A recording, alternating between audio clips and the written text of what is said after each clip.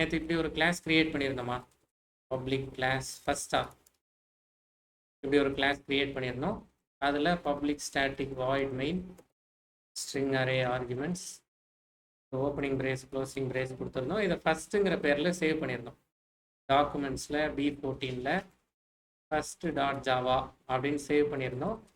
இந்த இடத்துல system dot out dot println welcome to Java அப்படின்னு கொடுத்துருந்தோம். கரெக்டாக இதை டெர்மினலில் போய் ஓப்பன் பண்ணோம். டெர்மினலுக்கு எப்படி போனோம்னா இந்த ஃபோல்டரை கிளிக் பண்ணோம். இந்த ஃபோல்டர் லொக்கேஷனுக்கு போனோம். அங்கே ரைட் கிளிக் பண்ணோம். ஓப்பன் இன் டெர்மினல் கொடுத்தோம். ஓப்பன் இன் டெர்மினல் கொடுத்து டெர்மினலை மேக்ஸிமைஸ் பண்ணணும்னா கண்ட்ரோல் ஷிஃப்ட் ப்ளஸ் அப்படின்னு உங்ககிட்ட சொல்லியிருந்தேன். இதில் Java C first dot Java அப்படின்னு கொடுத்தோம். இது வந்துச்சு. டாட் கிளாஸ் ஃபைல் ஜென்ரேட் ஆகுதுங்கிறத பார்த்தோம்.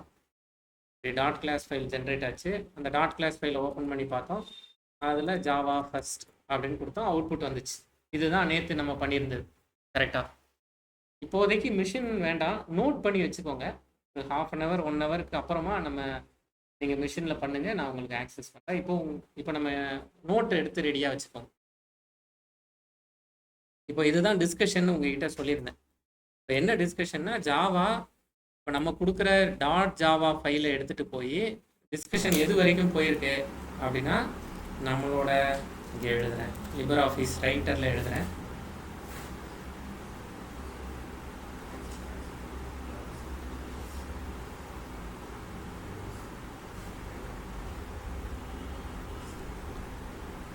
நம்ம ஒரு dot Java first dot Java அப்படின்னு ஒரு ஜாவா ஃபைல் எழுதுகிறோம். இது ஃபஸ்ட்டு டாட் கிளாஸ் அப்படின்னு ஒரு கிளாஸ் ஃபைலாக மாறி இருக்கு. ஒரே நிமிஷங்க.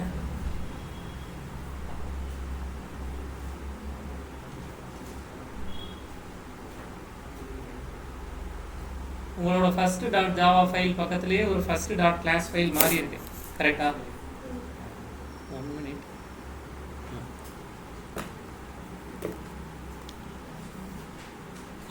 இது இப்படி மாறுறதுக்கு தான் கம்பைலேஷன் டைம்னு பேர். Time taken for converting dot Java file into dot class file. அதுக்கு ஆகிற டைம் தான் கம்பைலேஷன் டைம் அப்படின்னு பார்த்துருக்கோம்.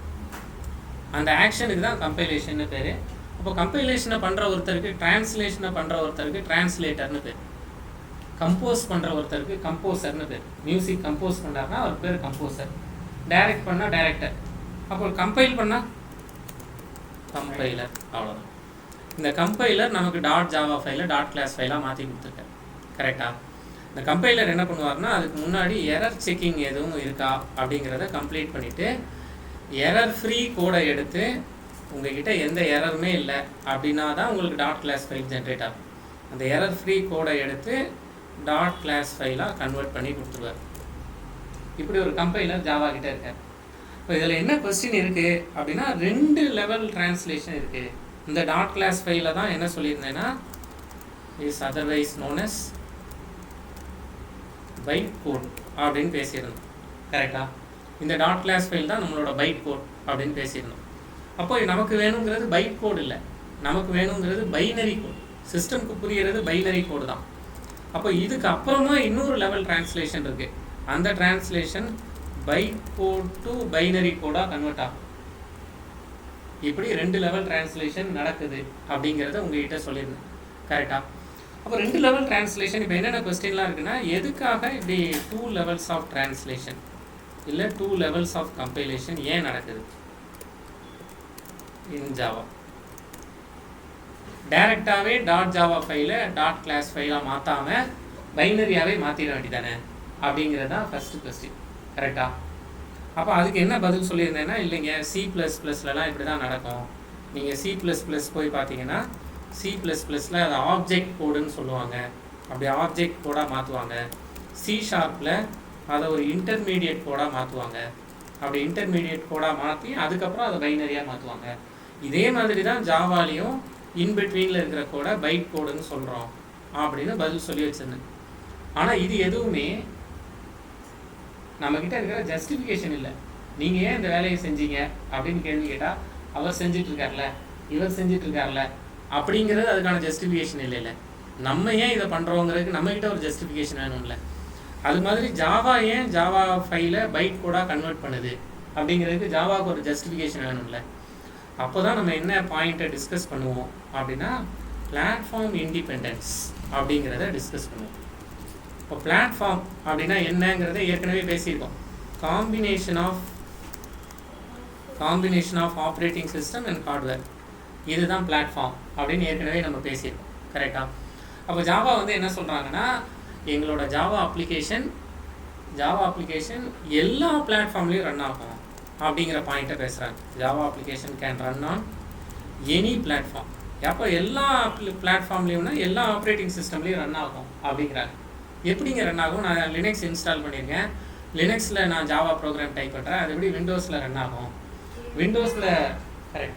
விண்டோஸில் பண்ணியிருக்கிறது எப்படி மேக்கில் ரன் ஆகும்? மேக்கில் பண்ணியிருக்கிறது எப்படி ஆண்ட்ராய்டில் ரன் ஆகும் அப்படின்னு கேட்கும்போது தான் அதுக்கு தான் நாங்கள் இந்த மாதிரி 2 levels ஆஃப் கம்பைலேஷன் வச்சுருக்கோம். கம்பைலேஷனுங்கிறது டிரான்ஸ்லேஷன் அப்படிங்கிற பாயிண்ட்டை சொல்கிறாங்க. அப்போ 2 levels எப்படி நடத்துவீங்க அப்படிங்கிற கேள்விக்கு தான் என்ன பதில் சொல்லிடுறாங்கன்னா, நீங்கள் ஒரு .java ஃபைலை கொடுப்பீங்க. நம்மளோட .java ஃபைல் பேர் first.java. இப்படி ஒரு ஜாவா ஃபைலை நீங்கள் கொடுப்பீங்க. இதை நாங்கள் முதல்ல எரர் செக் பண்ணுவோம். அப்போ எரர் செக் பண்ணுறதுக்குன்னு நாங்கள் ஒரு சாஃப்ட்வேர் உள்ளே வச்சுருப்போம். அப்படி எரர்லாம் செக் பண்ணி எல்லாம் கரெக்டாக இருக்கா அப்படிங்கிறத பார்த்துருவோம். அப்படி எரர் செக் பண்ணதுக்கு அப்புறமா ஒரு கம்பைலர் கையில் கொடுத்து இதை நாங்கள் கம்பைல் பண்ணிடுவோம். அப்போ எரர் செக்கிங்க்கு, கம்பைல் பண்ணுறதுக்கு இதெல்லாம் தனித்தனி சாஃப்ட்வேர் நாங்கள் வச்சுருக்கோம். இந்த சாஃப்ட்வேர் எல்லாம் சேர்ந்து எங்களுக்கு இதை பண்ணி கொடுத்துறோம் அப்படிங்கிறாங்க. அப்போ நான் இது வரைக்கும் .java ஃபைலை .class ஃபைலாக மாற்றுறது ஒரே ஒரு சாஃப்ட்வேர்னு நினச்சிட்டு இருந்தேன். அப்படி ஒரே ஒரு சாஃப்ட்வேர் மாற்றாதா அப்படின்னு கேள்வி கேட்டால், ஆமாம், ஒரே ஒரு சாஃப்ட்வேர் மாற்றாது. அது ஒரு செட் ஆஃப் சாஃப்ட்வேர். அந்த செட் ஆஃப் சாஃப்ட்வேர் எதுக்கு யூஸ் ஆகுதுன்னா ஜாவா டெவலப்மெண்ட்டுக்கு யூஸ் ஆகுது. அந்த ஜாவா டெவலப்மெண்ட்டுக்கு யூஸ் ஆகிற சாஃப்ட்வேர் எல்லாம் ஒன்றா சேர்ந்து ஒரு கிட்டில் போட்டு நமக்கு வச்சுருக்காங்க. அதுதான் ஜாவா டெவலப்மெண்ட் கிட், ஜேடிகே அப்படிங்கிறது. அப்போ நீங்கள் எந்த ஜாவா ப்ரோக்ராம் எழுதினாலும் உங்கள் மிஷினில் ஜேடிகே இருக்கணும். அதனால தான் நேற்று நீங்கள் என்ன பண்ணியிருந்தீங்கன்னா, அந்த கொஸ்டினை பின்னாடி டிஸ்கஸ் பண்ணுவோம். sudo apt install default JDK அப்படின்னு JDK இன்ஸ்டால் பண்ணிங்க. கரெக்டாக? உங்கள் மிஷினில் JDK இல்லை, JDK இருந்தால் தான் ப்ரோக்ராமை கம்பைலே பண்ண முடியும். அதுக்காக தான் இன்ஸ்டால் பண்ணி. ஓகே, இப்போது இந்த ஜாவா டெவலப்மெண்ட் கிட் அப்படிங்கிற டூலுக்குள்ளே உங்களோட .java ஃபைலை கொடுத்தீங்கன்னா அது ஃபஸ்ட்டு எரரெல்லாம் செக் பண்ணும். எரர் ஃப்ரீயாக இருக்குது, எந்த ப்ராப்ளமும் இல்லை அப்படின்னா கம்பைலர் கையில் கொடுத்து, இருந்தாப்பா எரர் எதுவும் இல்லை அப்படின்னு கம்பைலர் கையில் கொடுக்கும். கம்பைலர் அதை .class ஃபைலாக மாற்றி தந்துடும் அப்படிங்கிறது இதுக்கான ஆன்சர் சொல்கிறாங்க. நம்ம கேள்வி என்னது? ஏன் 2 level டிரான்ஸ்லேஷன் பண்ணுறீங்கிறது தான். அதுக்கு ஆன்சர் பண்ணிட்டாங்களா? பண்ணலையா?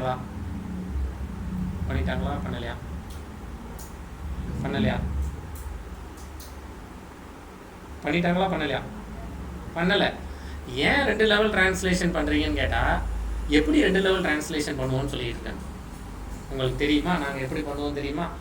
.javaவை எடுத்து JDK கையில் கொடுப்போம், JDK அதை .class ஃபைலாக மாற்றிடும் அப்படின்னு நம்மகிட்ட சொல்லிட்டு இருக்காங்க. கேள்வி என்ன? ஏன் பண்ணுறீங்க? ஏன் 2 level டிரான்ஸ்லேஷன் பண்ணுறீங்கிறது தான். அப்போ என்னங்க ஏன்னு கேட்டால் எப்படிங்கிறதுக்கு பதில் சொல்லிகிட்டு இருக்கீங்க அப்படின்னு கேட்டால், இல்லை கொஞ்சம் வெயிட் பண்ணுங்கள், ஏங்கிறதுக்கு இப்போ உடனே பதில் சொல்லிடணும் அப்படின்னு சொல்கிறாங்க. சரி, ஏங்கிறதுக்கு பதில் சொல்லுங்கள் அப்படின்னா, இப்போ உங்களுக்கு ஒரு .class ஃபைல் கிடைக்குதுல்ல, இந்த .class ஃபைல் நீங்கள் JDK கையில் கொடுத்ததுக்கப்புறமா ஒரு .class ஃபைல் உங்களுக்கு கிடைக்குதுல்ல, இந்த .class ஃபைல் தான் பிளாட்ஃபார்ம் இண்டிபெண்ட். அதாவது நீங்கள் லினக்ஸில் பண்ணாலும் சரி, விண்டோஸில் பண்ணாலும் சரி, மேக்கில் பண்ணாலும் சரி, நீங்கள் எந்த ஆப்ரேட்டிங் சிஸ்டமில் பண்ணியிருந்தாலும் அந்த .class ஃபைல் ஒரே மாதிரி தான் இருக்கும். நீங்கள் இன்டெல்லில் பண்ணியிருந்தாலும் சரி, AMD ப்ராசஸரில் பண்ணியிருந்தாலும் சரி, any processor, any operating system, இந்த .class file is common for all platforms.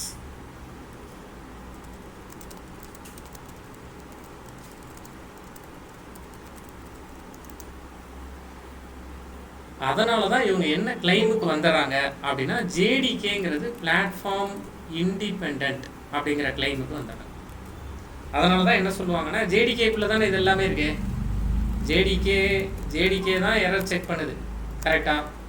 Error checker சாஃப்ட்வேரை வச்சிருக்கிறது யாரு? ஜேடிகே தான். கம்பைலர் சாஃப்ட்வேரை வச்சிருக்கிறது யாரு? ஜேடிகே தான். அதனால தான் ஜேடிகே இஸ் பிளாட்ஃபார்ம் இண்டிபெண்டன்ட் அப்படின்னு சொல்லிடுவோம். இப்போ பதில் சொல்லிட்டாங்களா? ஏன் 2 லெவல் டிரான்ஸ்லேஷன்ங்கிறதுக்கு சொல்லிட்டாங்களா? சும்மா நீங்கள் உங்கள் பக்கத்தில் இருக்கிறவங்க கிட்டலாம் சொல்லிட்டாரா சொல்லியா அப்படின்னு டிஸ்கஸ் பண்ணிட்டு கூட சொல்லலாம். நீங்கள் தான் சொல்லணும். இது வந்து நீங்கள் கவனிக்கிறீங்களாங்கிற டெஸ்ட் எல்லாம் இல்லை, ஒரு டிஸ்கஷனுக்கான ஒரு இனிஷியேட்டிவ் அவ்வளோ. இப்போ பதில் சொல்லிட்டாங்களா? ஏன் 2 லெவல்ஸ் ஆஃப் டிரான்ஸ்லேஷன் தேவைங்கிறதுக்கு பதில் சொல்லிட்டாங்களா? சொல்லலையா? சொல்லிட்டாங்களா? சும்மா என்ன வேணாலும் பதில் சொல்லலாம். இப்போ நமக்கு 2 லெவல்ஸ் ஆஃப், இப்போ பதில் சொல்லிட்டாங்கன்னா அடுத்து என்ன கேட்பாங்க? பதில் சொல்லிட்டாங்கல்ல, உங்ககிட்ட தானே சொன்னாங்க, அப்போ என்ன சொன்னாங்கன்னு கேட்பாங்க. அப்படி தானே கேட்கணும். பதில் சொல்லலைன்னு சொல்கிறது சேஃப், சொல்லிட்டாங்கன்னு சொன்னால் கொஞ்சம் ரிஸ்க். என்ன பதில் சொல்லலாம்? சொல்லலைன்னு சொல்லுங்க. 2 லெவல் நெக்ஸ்ட் லெவல் பைனரியாக மாறுறது. 2 லெவல் என்னங்கிறது இப்போ தெரியுது. 2 லெவல் என்னங்கிறது இப்போ தெரியுது. 2 லெவல் எப்படிங்கிறதுல பாதி தெரியுது.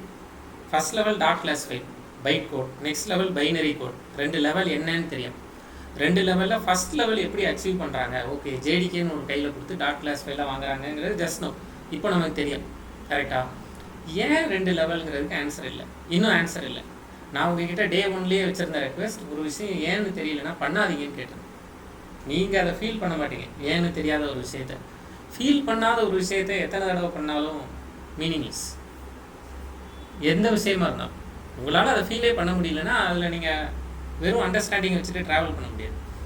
அப்போ அதுக்கு இப்போ நமக்கு ஏங்கிறதுக்கு ஆன்சர் இன்னும் இல்லை. கரெக்டாக? அப்போ ஜேடிகேங்கிறது பிளாட்ஃபார்ம் இண்டிபெண்ட். இந்த கதையெல்லாம் புரிஞ்சிருச்சு. இன்னும் நம்ம வெயிட்டிங், பின்னாடி எங்கேயாவது இவங்க ஏன் அப்படிங்கிறத சொல்லுவாங்க அப்படிங்கிறது. இந்த டாட் கிளாஸ் ஃபைல் இருக்குல்ல, இந்த டாட் கிளாஸ் ஃபைலை இப்போ எல்லா யூசர்ஸ்க்கும் கொடுத்துருவாங்க. இப்போ நீங்கள் நான் ஒரு ஜாவாவில் ஒரு கேம் ரெடி பண்ணுறேன் அப்படின்னு இமேஜின் பண்ணிக்கோங்க. நான் ஒரு கேம் ரெடி பண்ணுறேன்னா அந்த கேமோட டாட் ஜாவா ஃபைலை நான் உங்களுக்கு தரமாட்டேன். ஏன்னா டாட் ஜாவா ஃபைலை நான் உங்களுக்கு தந்தேன்னா இப்போ நீங்கள் இப்படி கன்சிடர் பண்ணிக்கோங்களேன், ஒரு 10 லட்சம் பேர் 1 மில்லியன் சப்ஸ்கிரைபர்ஸ் இருக்காங்க எனக்குன்னு இமேஜின் பண்ணிக்கோங்க. 1 மில்லியன் சப்ஸ்கிரைபர்ஸும் அந்த கேமை யூஸ் பண்ண போகிறாங்க. அப்போ 1 மில்லியன் சப்ஸ்கிரைபர்ஸோட லேப்டாப்லேயும் அவங்க ஜேடிகே இன்ஸ்டால் பண்ணணும். டாட் ஜாவா ப்ரோக்ராமை கொடுத்தா. கரெக்டாக? ஜேடிகே இன்ஸ்டால் பண்ணணும், அவங்க ஜாவா சீன் கொடுத்து கம்பைல் பண்ணணும், அப்போ தான் பைட் கோடே க்ரியேட் ஆகும். கேமோட சப்ஸ்கிரைபர்ஸ் எல்லாம் ஜாவா டெவலப்பர்ஸா? இல்லை, கேமை உருவாக்குறவர் தான் ஜாவா டெவலப்பர். அப்போ அவங்ககிட்ட போய் கம்பைல் பண்ணுங்கன்னு கேட்குறதுலாம் மீனிங்லெஸ். ரன் பண்ணுங்கன்னு வேணால் கேட்கலாம், இதை ரன் பண்ணுங்கள் நீங்கள் விளையாடிக்கலாம் அப்படின்னு வேணால் கேட்கலாம். அப்போ டாட் ஜாவா ஃபைலை யார்கிட்டையும் கொடுக்க மாட்டாங்க. எல்லார் கையிலையும் என்ன கொடுத்துருவாங்கன்னா டாட் கிளாஸ் ஃபைலை கொடுத்துருவாங்க. இப்போ டாட் கிளாஸ் ஃபைல் தான் பிளாட்ஃபார்ம் இண்டிபெண்ட் ஆச்சு.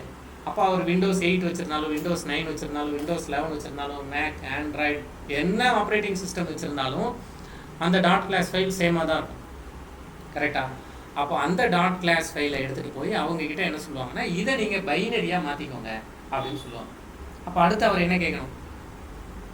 இப்போ நான் உங்ககிட்ட ஒரு டாட் கிளாஸ் ஃபைலை கொடுத்துட்டேன், இந்த டாட் கிளாஸ் ஃபைலை இப்போ பைனரியாக மாற்றணும்ல, அப்போ அதுக்கு என்ன பண்ணணும்? கரெக்டாக? அதுக்கு என் லேப்டாப்பில் ஏதாவது சாஃப்ட்வேர் வேணுமா அப்படின்னா லினக்ஸில் தனியாக தேவையில்லை, நீங்கள் விண்டோஸோ மேக்கோ வச்சுருந்தீங்கன்னா இன்ஸ்டால் பண்ணணும்.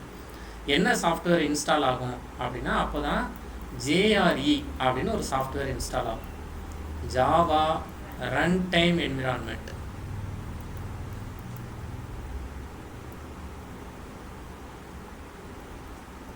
உங்களோட மிஷினில் ஜாவா ரன் டைம் என்விரான்மெண்ட் வேணும்.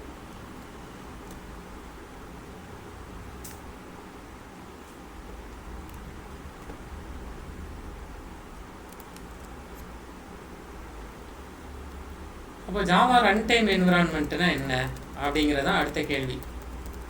பேரை பார்த்தா ஏதோ ஜாவாவை ரன் பண்ணி கொடுக்கறதுக்கான ஒரு என்விரான்மெண்ட் அப்படிங்கிறது தெரியுது, ஒரு கான்டெக்ஸ்ட், ஒரு சூழல் அப்படிங்கிற மாதிரி தெரியுது.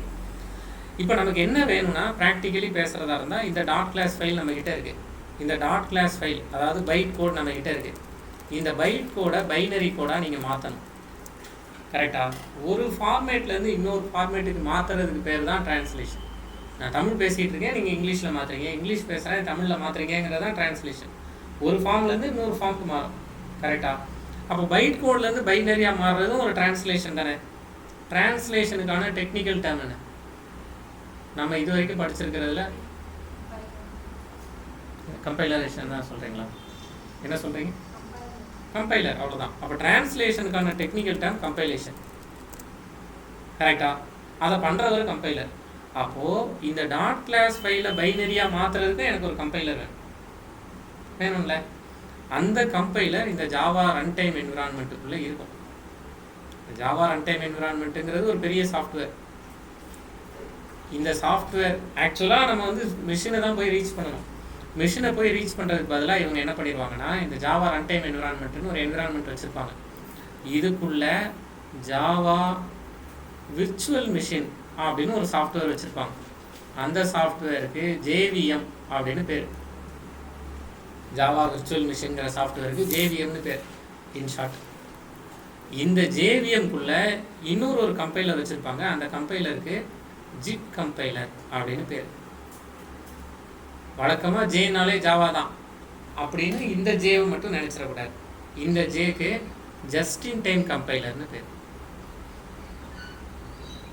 ஏற்கனவே பைனரியாக பைட் கோடாக வருதில்ல, அதை எடுத்து JRE கையில் கொடுத்து, JRE தன்னோட கையில் இருக்கிற JVM கையில் கொடுத்து, JVM அதுக்குள்ளே இருக்கிற இந்த JVMல அடிஷ்னலாக இன்னும் கொஞ்சம் சாஃப்ட்வேர்லாம் லைப்ரரி ஃபைல்ஸ்லாம் வச்சுருப்பாங்க. JREக்குள்ளேயே நிறைய லைப்ரரி ஃபைல்ஸ்லாம் இருக்கும். இப்போ என்ன கேள்வி கேட்கலாம்? JREக்குள்ளே நிறைய லைப்ரரி ஃபைல்ஸ் இருக்கும் அப்படின்னா என்ன கேள்வி கேட்கலாம்? என்னென்ன லைப்ரரி ஃபைல்ஸ்? லைப்ரரி ஃபைல்ஸ்னால் என்ன? லைப்ரரி ஃபைல்ஸ்னால் என்னென்னு தெரிஞ்சால் தானே நான் என்னென்ன லைப்ரரி ஃபைல்ஸ்னு கேட்பேன். பொதுவாக லைப்ரரினா என்ன அர்த்தம்? லைப்ரரிக்கும் நீங்கள் வாங்குகிற புக்குக்கும் என்ன டிஃப்ரென்ஸ்? நீங்கள் ஒரு புக்கு வாங்கிக்கிறீங்க, லைப்ரரியில் இருக்குது, என்ன டிஃப்ரென்ஸ்? நிறைய பேர் யூஸ் பண்ணிக்கலாம், ரீயூஸ் பண்ணிக்கலாம். நீங்கள் உங்களுக்கு வேணும்போது எடுத்துகிட்டு வச்சுக்கலாம், இன்னொருத்தர் அவருக்கு வேணும்போது எடுத்துகிட்டு வச்சுக்குவாரு, போய் ரெஃபர் பண்ணிக்கலாம். கரெக்டாக? அதே மீனிங் தான் C#, பைத்தானில், ஜாவாவில் எல்லாத்துலேயும் லைப்ரரிங்கிறதோட மீனிங். அங்கே எப்படி லைப்ரரிங்கிறது கலெக்ஷன் ஆஃப் புக்ஸ், அது மாதிரி இங்கே லைப்ரரிங்கிறது கலெக்ஷன் ஆஃப் ஜாவா ப்ரோக்ராம்ஸ். அவ்வளோதான். அப்போ கலெக்ஷன் ஆஃப் ஜாவா ப்ரோக்ராம்ஸ் என்ன ஃபார்மேட்டில் இருக்கும்? ஏன்னா இப்போவே நமக்கு 2 ஃபார்மேட் தெரியும். ஒன்று டாட் ஜாவா, இன்னொன்று dot class. Collection of library files எல்லாம் டாட் கிளாஸ் ஃபைல்ஸாக இருக்கும். ஏன்னா அதான் எல்லா ஆப்ரேட்டிங் சிஸ்டமுக்கும் ஒரே மாதிரி தானே இருக்க போகுது. கரெக்டாக? அப்போ அதெல்லாம் டாட் கிளாஸ் ஃபைலாக நான் டாட் ஜாவா ப்ரோக்ராம் உங்கள் எல்லாத்தையும் கொடுக்குறதுக்கு பதிலாக நான் டாட் கிளாஸ் ஃபைலே கொடுத்துடலாம்ல. உங்களுக்காவது ஒரு அஷூரன்ஸ் இருக்கும், இந்த ப்ரோக்ராமில் எரரே கிடையாதுப்பா, எரர் இல்லைங்கிறதுனால தான் டாட் கிளாஸ் ஃபைலாக மாறி இருக்கு அப்படின்னு உங்களுக்காவது ஒரு அஷூரன்ஸ் இருக்கும். கரெக்டாக? அப்போது collection of library files, collection of dot class files தான் லைப்ரரி. அது போக JRE இன்னும் கொஞ்சம் லைப்ரரி ஃபைல்ஸ் எல்லாம் வச்சுருக்கோம், பின்னாடி நம்ம பார்க்கலாம். இப்போது JRE தனக்குள்ளே இருக்கிற ஜாவா விர்ச்சுவல் மிஷின் கிட்ட போய், இப்போ நமக்கு நீட் என்னென்னா, நம்மக்கிட்ட ஒரு டாட் கிளாஸ் ஃபைல் இருக்குது. அந்த டாட் கிளாஸ் ஃபைலை எப்படியாவது பைனரியாக மாற்றணும். இப்போ பைனரியாக மாற்றணும்னா மிஷின் கிட்ட போய், மிஷின் இந்த மாதிரி நான் டாட் கிளாஸ் ஃபைல் இருக்குது, உனக்கு புரிகிற மாதிரி மாற்றிக்கோப்பா, பைனரியாக மாற்றிக்கோ அப்படின்னு நம்ம போய் சொல்லணும். ஆனால் மிஷினை போய் டைரெக்டாக ரீச் பண்ண முடியல, ஹார்ட்வேரை டைரெக்டாக ரீச் பண்ண முடியல. ஏன்னா ஹார்ட்வேர் மேலே ஆப்ரேட்டிங் சிஸ்டம் இருக்குது. ஆப்ரேட்டிங் சிஸ்டம் வெயிட் பண்ணுப்பா, எனக்கு புரிஞ்சாதான் நான் உள்ளே அனுப்புவேன் அப்படின்னு ஆப்ரேட்டிங் சிஸ்டம் தடுத்துட்டு இருக்கு. அப்போது JRE என்ன பண்ணுவோன்னா, மிஷின் தான், நான் தான் மிஷின் அப்படின்னு டாட் கிளாஸ் ஃபைலை வாங்கிடும். ஆக்சுவல் மிஷின் ஹார்ட்வேர், ஆனால் JRE கையில் இருக்கிற ஜாவா விர்ச்சுவல் மிஷின் ஹார்ட்வேர் இல்லை, சாஃப்ட்வேர். நான் தான் மிஷின் அப்படின்னு அந்த டாட் கிளாஸ் ஃபைலை வாங்கி வச்சுட்டு, அந்த டாட் கிளாஸ் ஃபைலை மிஷினுக்கு ஏற்ற மாதிரி, அதாவது ஆப்ரேட்டிங் சிஸ்டம்க்கு ஏற்ற மாதிரி, விண்டோஸ்க்கு ஏற்ற மாதிரியோ, லினக்ஸுக்கு ஏற்ற மாதிரியோ, மேக்குக்கு ஏற்ற மாதிரியோ பைனரி கோடாக கன்வெர்ட் பண்ணி கொடுக்கும். அப்படி பைனரி கோடாக கன்வெர்ட் பண்ணி கொடுக்குற வேலையை யார் செய்கிறாங்க? ஒரு கம்பைலர் வேணும்ல. அந்த கம்பைலருக்கு என்ன பேர்? JIT compiler, just in time கம்பைலர்னு பேர். இவர் அதை பைனரியாக மாற்றி கொடுப்பார். இப்படி தான் ஜாவாவில் 2 levels ஆஃப் டிரான்ஸ்லேஷன் நடக்குது. இது புரியுதா? ஜாவாவில் இப்படி தான் 2 levels ஆஃப் டிரான்ஸ்லேஷன் நடக்குது. இப்போ என்ன கேள்விக்காக இங்கே வந்தோம்? why 2 levels of translation? அதுக்கு ஆன்சர் பண்ணிட்டாங்களா? கரெக்டு தானே? என்ன ஆன்சர் பண்ணியிருக்காங்க?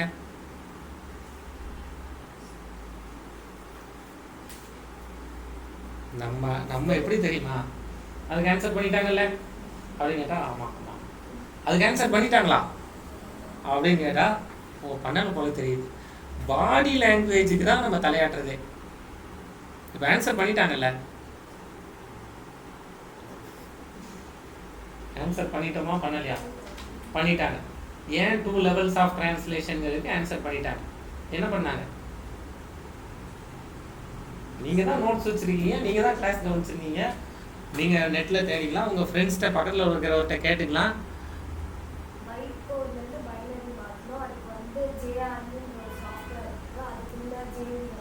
ஆமாம் இருக்கு.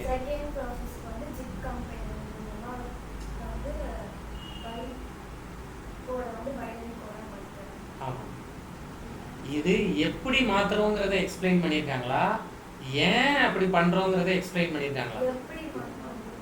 ஏங்கிறதுக்கு பதில் சொல்லிட்டாங்களா? இல்லை, இன்னும் பதில் சொல்லலை. கேள்வி அங்கே தான் நிற்கிது. ஏங்க இந்த மாதிரி பண்ணுறீங்க அப்படின்னு கேட்டால் கொஞ்சம் வெயிட் பண்ணுப்பா, நான் என்ன பண்ணுறோங்கிறத முதல்ல எக்ஸ்பிளைன் பண்ணுறேன், அப்போ தான் உனக்கு புரியும் அப்படிங்கிற மாதிரி சொல்லிகிட்டு இருக்கேன். கரெக்டா? நம்ம இன்னும் அப்போ அந்த கேள்வியை விட்டுறவே கூடாது. ஏன் 2 லெவல் டிரான்ஸ்லேஷன் நீங்கள் பண்ணிகிட்டு இருக்கீங்க அப்படிங்கிறதுக்கு நம்மக்கிட்ட இன்னும் ஆன்சர் இல்லை. கரெக்டா? ஃபஸ்ட் லெவல் டிரான்ஸ்லேஷன் இப்போதைக்கு நம்மக்கிட்ட என்னென்ன ஆன்சர் இருக்குது அப்படின்னா, ஃபஸ்ட் லெவல் டிரான்ஸ்லேஷன் ஒன்று இருக்குது. அந்த ஃபஸ்ட் லெவல் டிரான்ஸ்லேஷனில், அதாவது ஃபஸ்ட் லெவல் ஆஃப் கம்பைலேஷனில் நமக்கு கிடைக்கிற dot class file is platform independent. இப்போ எதுக்கு நமக்கு ஆன்சர் கிடச்சிருக்கு அப்படின்னா, Java is platform independent. Why do you say Java is platform independent அப்படின்னு என்கிட்ட ஒரு கேள்வி கேட்டாங்கன்னா, நான் கொஞ்சம் இப்போ டீட்டெயிலாக பேசலாம். Sir, there is a tool called Java Development Kit. This Java Development Kit gets the .java file whichever we write. After getting this .java file, it checks for errors. If our code is error free, with the help of Java compiler, which is present inside JDK, with the help of this compiler, this .java file is getting converted into .class file. This .class file is platform independent. That is, irrespective of the operating system, we can execute this .class file in any of the platforms.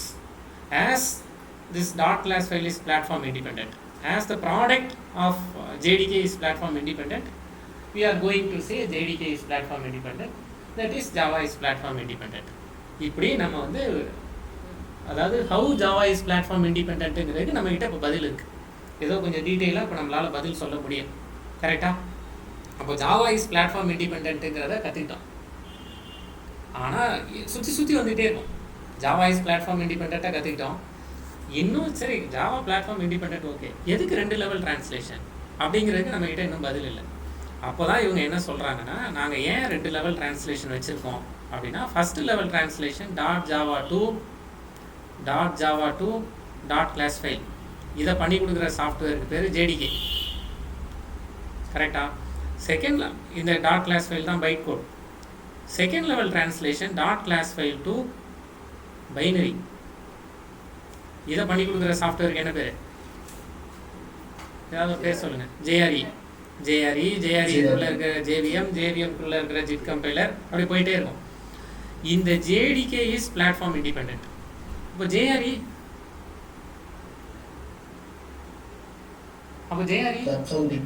Platform depend. ஏன்னா JRE உங்களோட operating system யாருங்கிறத பார்த்து அதுக்கு ஏற்ற மாதிரி தான் அது பைனரியாக மாற்றுது. கரெக்டா? இப்போ நம்ம கற்றுக்கிட்டது என்னென்னா, JDK இஸ் பிளாட்ஃபார்ம் இண்டிபெண்ட். அப்போ why JDK is platform independent? அதை தான் இப்போ சொன்னோம். JDK gets .java file and converts இல்லை compiles it into .class file. This .class file is also known as, இதுக்கு என்ன பேர்? bytecode, also known as bytecode. This bytecode or .class file is platform independent.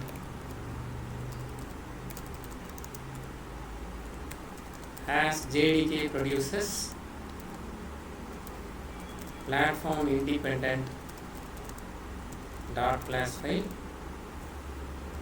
JDK is known as platform independent. எங்கேயோ சுற்றி எதுக்கும் answer கிடச்சிருக்கு. Learning இப்படி தான் உண்மையிலேயே இருக்கும். ஸ்ட்ரெயிட் ஃபார்வர்டாக லேர்ன் பண்ணுறதுங்கிறது அவ்வளோ ஒர்க் அவுட் ஆகும் எல்லா இடத்துலையுமே. ஒரு சுற்றி வந்துருக்கும், ஆனால் வேறு ஏதோ கண்டென்ட்டோட ட்ராவல் ஆகிட்டு இருக்கும். இது வரைக்கும் சொன்னதில் ஏதாவது கேள்வி, சந்தேகம், திரும்ப சொல்ல வேண்டிய இடம் ஏதாவது இருக்கா?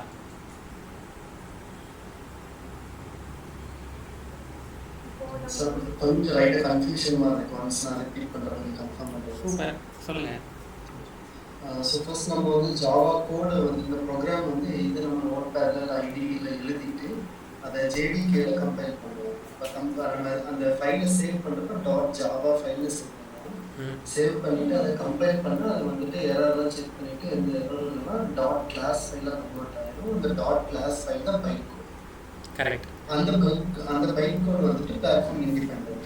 அதை வந்து நம்ம இப்போ லினக்ஸில் டைப் பண்ணியிருந்தா மற்ற எந்த ஒரு பிளாட்ஃபார்மில் வேணால் அதை நம்ம ரன் பண்ணிக்கலாம்.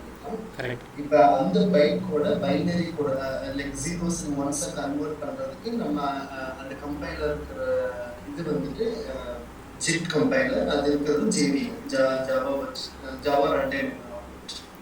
கரெக்ட். அது வந்துட்டு அந்த கம்பைலர் பைக்கோட வந்து பைனரிஸை கன்வெர்ட் பண்ணுறது. கரெக்ட். இந்த அப்போ ஜேஆர்இ பிளாட்ஃபார்ம் இண்டிபெண்டன்ட் இல்லை. ஜேஆர்இ பிளாட்ஃபார்ம் இண்டிபெண்டன்ட் இல்லை, பிளாட்ஃபார்ம் டிபெண்டன்ட். கரெக்டா? JRE is platform dependent. அது உங்களோட மிஷினுக்கு ஏற்ற மாதிரி தான் இருக்கு. நீங்கள் என்ன சொல்ல வந்தீங்க? JRE is platform dependent. கரெக்டா? ஜேஆர்இல என்னென்னலாம் இருக்கு? JRE contains JVM. JVM contains JIT compiler. கரெக்டா? இப்போ ஆனால் நிறைய சந்தேகம் இருக்கு. என்னென்ன சந்தேகம் இருக்குன்னு சொல்கிறேன். ஃபர்ஸ்ட் அந்த கொஸ்டினுக்கு இன்னும் ஆன்சர் இல்லை. ஏன் 2 லெவல், ஏன் 2 லெவல்ங்கிறது மைண்டில் ஓடிட்டு இவங்க என்ன சொல்கிறாங்கன்னா, இப்போது ஒரு டெவலப்பர் இருக்கார், ஒரு டெவலப்மெண்ட் ஆர்கனைசேஷன் இருக்குது, அவங்க ஒரு சாஃப்ட்வேரை ரெடி பண்ணுறாங்க. அந்த சாஃப்ட்வேர் டாட் ஜாவா ஃபைலில் இருக்குது. அதை இவங்க டாட் கிளாஸ் ஃபைலாக மாற்றிடுறாங்க. ஒரே ஒரு சிங்கிள் காப்பி மாற்றிடுறாங்க. இப்படி கம்பைல் ஆகிறதுக்கு ஒரு நேற்று உங்ககிட்ட சொன்ன மாதிரி ஒரு 2 செகண்ட்ஸ் டைம் ஆகுதுன்னு வச்சுக்கோங்க. இப்போ இதை ஒரு 1 மில்லியன் சப்ஸ்கிரைபர்ஸ் இதை எடுத்து யூஸ் பண்ண போகிறாங்க. 1 மில்லியன் டெவலப்பர்ஸ் இல்லை. இப்போ நம்ம ஒரு சாஃப்ட்வேர் யூஸ் பண்ணுறோன்னா நம்ம தான் அதை கன்சியூமர் யூஸ் பண்ண போகிறாங்க. 1 மில்லியன்கிறது 10 லட்சம் பேர். 10 லட்சம் பேர் இதை யூஸ் பண்ண போகிறாங்க. அப்போ இவங்க என்ன சொல்கிறாங்கன்னா, நீங்கள் டைரெக்டாக போய் டாட் ஜாவா ப்ரோக்ராம் கொடுத்தீங்கன்னா அதை போய் பைனரியாக மாற்றுறதுக்கு, டாட் ஜாவா டு பைனரியாக மாற்றுறதுக்கு ஒரு 4 செகண்ட்ஸ் டைம் ஆகுதுன்னு வச்சுக்கோங்க ஒவ்வொருத்தருக்கும். இப்போ அதில் பாதி வேலையை நாங்கள் முடிச்சிட்டோம்.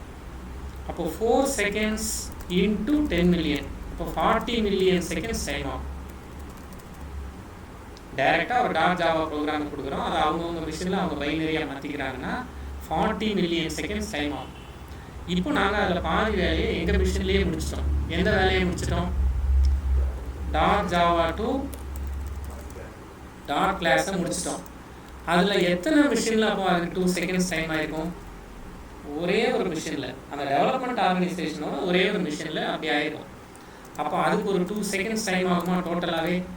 இப்போது 10 மில்லியன் மெம்பர்ஸும் 10 மில்லியன் சப்ஸ்கிரைபர்ஸும் இந்த டாட் கிளாஸ் ஃபைலில் பைனரியாக மாற்றணும். அப்போ அவங்களுக்கு ஒரு 2 செகண்ட்ஸ் டைம் ஆகுதுன்னு வச்சுக்குவோம்.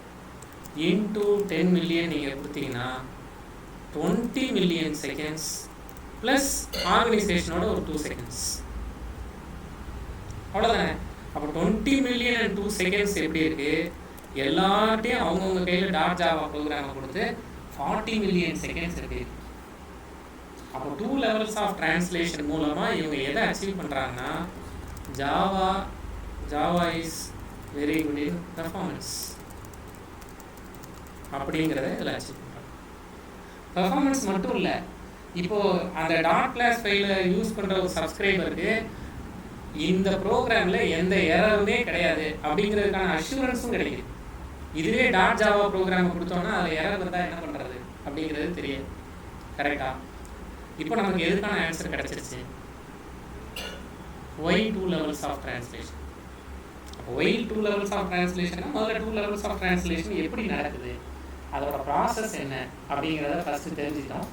அப்போ how 2 levels of translation is achieved in Java with help of JDK first level with help of JRE second level அப்படிங்கிறது தெரிஞ்சிருச்சு. கரெக்டாக? இப்போது ஆமாம் 2 லெவல் ட்ரான்ஸ்லேஷன் இருக்கிறதுனால பர்ஃபார்மன்ஸ் நல்லா இருக்குன்னு சொல்கிறாங்களே. ஜாவாவோட ஃபீச்சர்ஸில் வந்து Java is good in performance அப்படிங்கிறது. அப்போ Java is good in performance, Java is platform independent, இது எல்லாமே இன்டர் ரிலேட்டட் டேர்ம்ஸாக தெரியும். ஒரு நல்ல விஷயத்தை பண்ணது மூலமாக பொதுவாகவே லைஃப்பில் இந்த பைத்தானோட ஜென் ஆஃப் பைத்தான் காமிச்சேன் உங்கள்கிட்ட. இந்த ஜென் ஆஃப் பைத்தானில் என்ன கொடுத்துருப்பாங்கன்னா, எரர் நெவர் கோஸ் சைலண்ட்லி அப்படின்னு கொடுத்துருப்பாங்க. தன்வினை தன்னை சுடும் அப்படிங்கிறத இங்கிலீஷில் கொடுத்து வச்சுருக்காங்க. அப்படிதானே? நீங்கள் என்ன நல்லது பண்ணாலும் அது வந்து உங்களை கனெக்ட் பண்ணி வந்துட்டே ரியலாகவே சொல்லும். நீங்கள் அதை ஃபீல் பண்ணியிருக்கலாம். நீங்கள் கெட்டது பண்ணியிருப்பீங்கல்ல, அதுவும் உங்களை தொடர்ந்து வந்துட்டே இருக்கும். அது வந்து இன் டர்ம்ஸ் ஆஃப் டிசீஸ் இல்லை மென்டல் ஸ்ட்ரெஸ் ஏதோ ஒரு இடத்துல ஃபாலோ பண்ணி வந்துட்டே இருக்கும். அதே தான் இங்கேயும் ஒரு நல்லது பண்ணாங்க, பிளாட்ஃபார்ம் இண்டிபெண்ட்டாக கொண்டு வரணும்னு கொண்டு வந்தாங்க. அது நமக்கு பெர்ஃபார்மன்ஸையும் இம்ப்ரூவ் பண்ணி கொடுத்துருச்சு. அதோட சைடு இம்பேக்ட்ஸ் பை ப்ராடக்ட்ஸாக இதெல்லாம் நமக்கு கிடைக்க ஆரம்பிச்சிருச்சு. அப்போ ஒய் ஹவு இதெல்லாம் நமக்கு தெரிஞ்சிருச்சு. How Java is platform independent இப்போ நமக்கு தெரியும். How Java is good in பெர்ஃபார்மன்ஸும் தெரியும். கரெக்டாக? Why do we need 2 levels of translation, dot class file ஏன் முதல்ல தேவைப்படுது அப்படிங்கிறது இப்போ நமக்கு ஆன்சர் தெரியும். ஆன்சர் தெரியுங்கிறத உங்களால் ஃபீல் பண்ண முடியல. ஃபீல் பண்ண முடியும். அண்டர்ஸ்டாண்டிங்கில் ஆமாம் ஓரளவு நியாயமாக தான் போகுது அப்படின்னு ஃபீல் பண்ண முடியும். எனக்கு இதில் இன்னும் சில சந்தேகம் இருக்குது. என்னென்ன சந்தேகம் இருக்குதுன்னு சொல்கிறேன். இப்போ நம்மளாம் வந்து ஜாவா ஆளுங்க நம்ம மைண்டை செட் பண்ணிவிட்டு இந்த டாப்பிக்கே பேசிகிட்டு இருக்கோம். நம்ம ஒரு ஜாவா டெவலப்பர் தான் அப்படின்னு மைண்டை செட் பண்ணிவிட்டு பார்த்தீங்களா ஃபஸ்ட்டு லெவல் யாராலையுமே வாசிக்க முடியாது. நாங்கள்லாம் இதை வச்சுட்டு Java is very good in performance வேறையா, Java is good in security வேறு. ஒரே விஷயத்தை எடுத்து இந்த ஆங்கிள்னு அட்டாக் பண்ணுறது. ஜாவா பிளாட்ஃபார்ம் இண்டிபெண்ட்னு சொல்கிறது, ஜாவா பெர்ஃபார்மன்ஸில் நல்லா இருக்குன்னு சொல்கிறது. பாருங்கள் எப்படி செக்யூர் கோட் அடிச்சிருக்கோம், உள்ளே என்ன இருக்குன்னு சொல்லுங்க அப்படின்னு இப்போ கேட்கலாம்ல. இது ஜாவாவை ரசிக்கிறவங்களுக்கு பிடிக்கும். நான் ஒரு ஜாவா ப்ரோக்ராம் எழுதிடுறேன். இவர் ஒரு 1 லட்ச ரூபா 1.5 லட்ச ரூபா கொடுத்து ஒரு மேக் லேப்டாப் வாங்கியிருக்காரு. நான் அவர்கிட்ட போய் ஜாவா ப்ரோக்ராம் இதுதான் எழுதுன ஜாவா ப்ரோக்ராம், உங்கள் லேப்டாப்பில் இதை எக்ஸிக்யூட் பண்ணுங்கன்னு சொல்கிறேன். ப்ராக்டிக்கலி அவர் பயப்பட வர மாட்டார். இந்த கோடில் என்ன இருக்குது அப்படின்னு கேட்குறாரு. எனக்கும் தெரியாது உங்களுக்கும் தெரியாது. சும்மா ரன் பண்ணுங்கள், ஜேஆர்இ ஒன்று இருக்கும் உங்கள் மிஷினில், அதை வச்சு ரன் பண்ணுங்க அப்படின்னு நான் சொல்கிறேன். செக்யூர்டாக இருக்குது அப்படின்னு நான் சொல்கிறேன். நம்புவாரா? இப்போ உனக்கு தெரிஞ்சால் கூட பரவாயில்லவா, உனக்கும் தெரியாதுன்னு சொல்கிறேன், நான் எப்படி இதை ரன் பண்ணுறது அப்படின்னு கேட்பார்ல. ஆனால் நம்ம இதை எப்படி பேசிகிட்டு இருக்கோம், நாங்கள் எப்படிப்பட்ட ஆள் தெரியுமா, எப்படி செக்யூராக முட்டையாக போட்டு வச்சுருக்கோம் பாருங்கள் அப்படின்னு பேசிக்கிட்டு இருக்கோம். அது நமக்குள்ளே பேசுகிறதுக்கு நல்லாயிருக்கும். ஒரு தேர்ட் பர்சன் இதை ஏன் நம்பணும்? இந்த கேள்வி கரெக்டா? கரெக்டு தானே? ஜாவா பிடிச்சவங்களுக்கு ஓகே, நீங்கள் எதிர்நிலையிலேருந்து பதில் சொல்லுங்கள். இது ஒரு கேள்வி இருக்கு. கரெக்டா? இன்னொரு கேள்வி என்ன இருக்குன்னா, டாட் கிளாஸ் ஃபைலை பைனரியாக மாற்ற போகிறீங்க. யார் மாற்றி கொடுக்குறது? JIT compiler, just in time கம்பைலர்னு ஒருத்தர் மாற்றி கொடுக்குறாரு. டைரெக்டாகவே அவர் கையில் போய் கொடுத்துட வேண்டியதுதானே. அவருக்கு மேலே ஜாவா விர்ச்சுவல் மிஷின் ஒருத்தர் ஒரு கட்டம் போட்டுக்குவீங்க, ஜாவா விர்ச்சுவல் மிஷின் வரைஞ்சிடுவீங்க. அதுக்கு மேலே இன்னொரு கட்டம் போடுவீங்க, இது ஜாவா ரன் டைம் என்விரான்மெண்ட்னு சொல்லுவீங்க. என்ன நீங்கள் எழுதுறதெல்லாம் நாங்கள் எழுதிட்டே இருக்குமா? இதுக்கு மேலே இன்னொரு கட்டம் போட்டு ஏபிசிடி, அதுக்கு மேலே இன்னொரு கட்டம் போட்டு பிக்யூஆர்எஸ்ன்னு எழுதுங்க, அதையும் எழுதி வச்சிடும். இப்படி ஒருத்தர் கேட்குறாருன்னா கரெக்டாக இருக்கும். 2 levels of translation acceptable, okay, justify பண்ணிட்டீங்க. டைரெக்டாக போய் கம்பைலர் கையில் கொடுங்க. இல்லை கம்பைலர் கையில் டைரெக்டாக கொடுக்க முடியாது. அப்போ ஏன் கம்பைலர் கையில் டைரெக்டாக கொடுக்க முடியாது? ஏன்னா கம்பைலரை கையில் வச்சுருக்கிறதே யார்? இப்போ நீங்கள் ஜிட் கம்பைலர் இருக்குல்ல, அந்த ஜிட் கம்பைலர் எங்கே இருக்குது? ஜிட் கம்பைலர் ஜேவிஎம்குள்ளே இருக்குது. அப்போ நாங்கள் ஜேவிஎம்கிட்ட தான் கொண்டு போய் கொடுக்க முடியும். Okay, justified. நான் எனக்கு ஒரு கம்பைலர் வேணும், அந்த கம்பைலர் எங்கே இருக்காருன்னு கேட்குறேன். அவர் ஜேவிஎம் கையில் இருக்காருப்பா, ஜாவா விர்ச்சுவல் மிஷின் தான் உன்னோட கோடை வாங்குங்கிறீங்க. ஓகே, இப்போ ஜாவா விர்ச்சுவல் மிஷின் இருக்கார்ல, ஜாவா விர்ச்சுவல் மிஷின் எங்கே இருக்காரு அப்படின்னா Java virtual machine resides inside JRE அப்படிங்கிறீங்க. எனக்கு இந்த JRE எதுக்கு வேணுங்கிறதே தெரியல. இப்படி கேட்கறது கரெக்டா? JRE-யை நீங்கள் எதுக்காக இந்த மாதிரியான ஒரு என்விரான்மெண்ட்டை கொண்டு வரீங்கிறதே எனக்கு தெரியல அப்படின்னு கேட்கறது கரெக்டா? JRE-யோட பர்பஸ் என்ன? இது வரைக்கும் படிச்சிருக்கிறதுல JRE பற்றி என்ன படிச்சிருக்கோம்? JRE-னா என்ன அப்ளிகேஷன் தெரியும், அவ்வளோதான் தெரியும். மற்றபடி அது எதுக்குன்னே நமக்கு தெரியல. கரெக்டா? அப்போ அந்த கேள்வியும் அடுத்து நம்ம கேட்க வேண்டியது இருக்கு. கரெக்டா? அப்போ அதுக்கான பதில் தான் என்ன சொல்லிடுறாங்க அப்படின்னா, இப்போ இங்கே ஒருத்தர் கேட்குறாருல, இப்படி ஜீரோவாக இருக்கிறதெல்லாம் நான் எப்படி உங்களை நம்புறேங்கிறதும் அதுக்காக நீங்கள் கொடுக்குற சாஃப்ட்வேரெல்லாம் என் லேப்டாப்பில் இன்ஸ்டால் பண்ணணுங்கிறதும் ரெண்டும் ஈக்குவல் கிடையாது. உங்களுக்கே உள்ள என்ன இருக்குன்னு தெரியல. அந்த மாதிரியான டைமில் தான் என்ன சொல்கிறாங்கன்னா, கரெக்ட் தான், இது வைரஸாக இருக்காதா, இதுக்குள்ளே ஒரு வைரஸ் இருக்கிறதுக்கு வாய்ப்பு இருக்குல்ல? ஆமாம், வாய்ப்பு இருக்கு. அப்போ தான் என்ன சொல்கிறாங்கன்னா, இந்த .class ஃபைல் ஒரே ஒரு பாத்வே வழியாக மட்டும்தான் உங்கள் மிஷினில் போகும். வேறு எதையுமே உங்கள் மிஷினில் இருக்கிற வேறு எந்த சாஃப்ட்வேரையோ இல்லை உங்கள் மிஷினில் இருக்கிற வேறு எந்த டேட்டாவையோ இந்த ஜீரோஸாக இருக்கிற .class ஃபைல் அஃபெக்ட் பண்ணாது. எப்படிங்க அதுக்கான அஷூரன்ஸ் கொடுக்குறீங்க? அதுக்கு தான் நாங்கள் ஒரு என்விரான்மெண்ட் வச்சுருக்கோம். JRE அப்படிங்கிறது ஒரு என்விரான்மெண்ட். உங்களோட .class ஃபைலுக்கு நீங்கள் ஒரு .class ஃபைல் கொடுக்குறீங்கல்ல, அந்த .class ஃபைலுக்கு JREங்கிற என்விரான்மெண்ட்டில் மட்டும்தான் ஃபங்க்ஷன் ஆகவே தெரியும். வேறு எந்த என்விரான்மெண்ட்லேயும் அது ஃபங்க்ஷன் ஆகாது. அந்த பாதை வழியாக அந்த .class ஃபைலை அனுப்பி அதை பைனரியாக மாற்றுறோம், அவ்வளோதான். மீதி நீங்கள் வச்சுருக்கிற உங்களோட C டிரைவ் D டிரைவில் இருக்கிற எந்த சாஃப்ட்வேரையும் இதை அஃபெக்ட் பண்ணாது.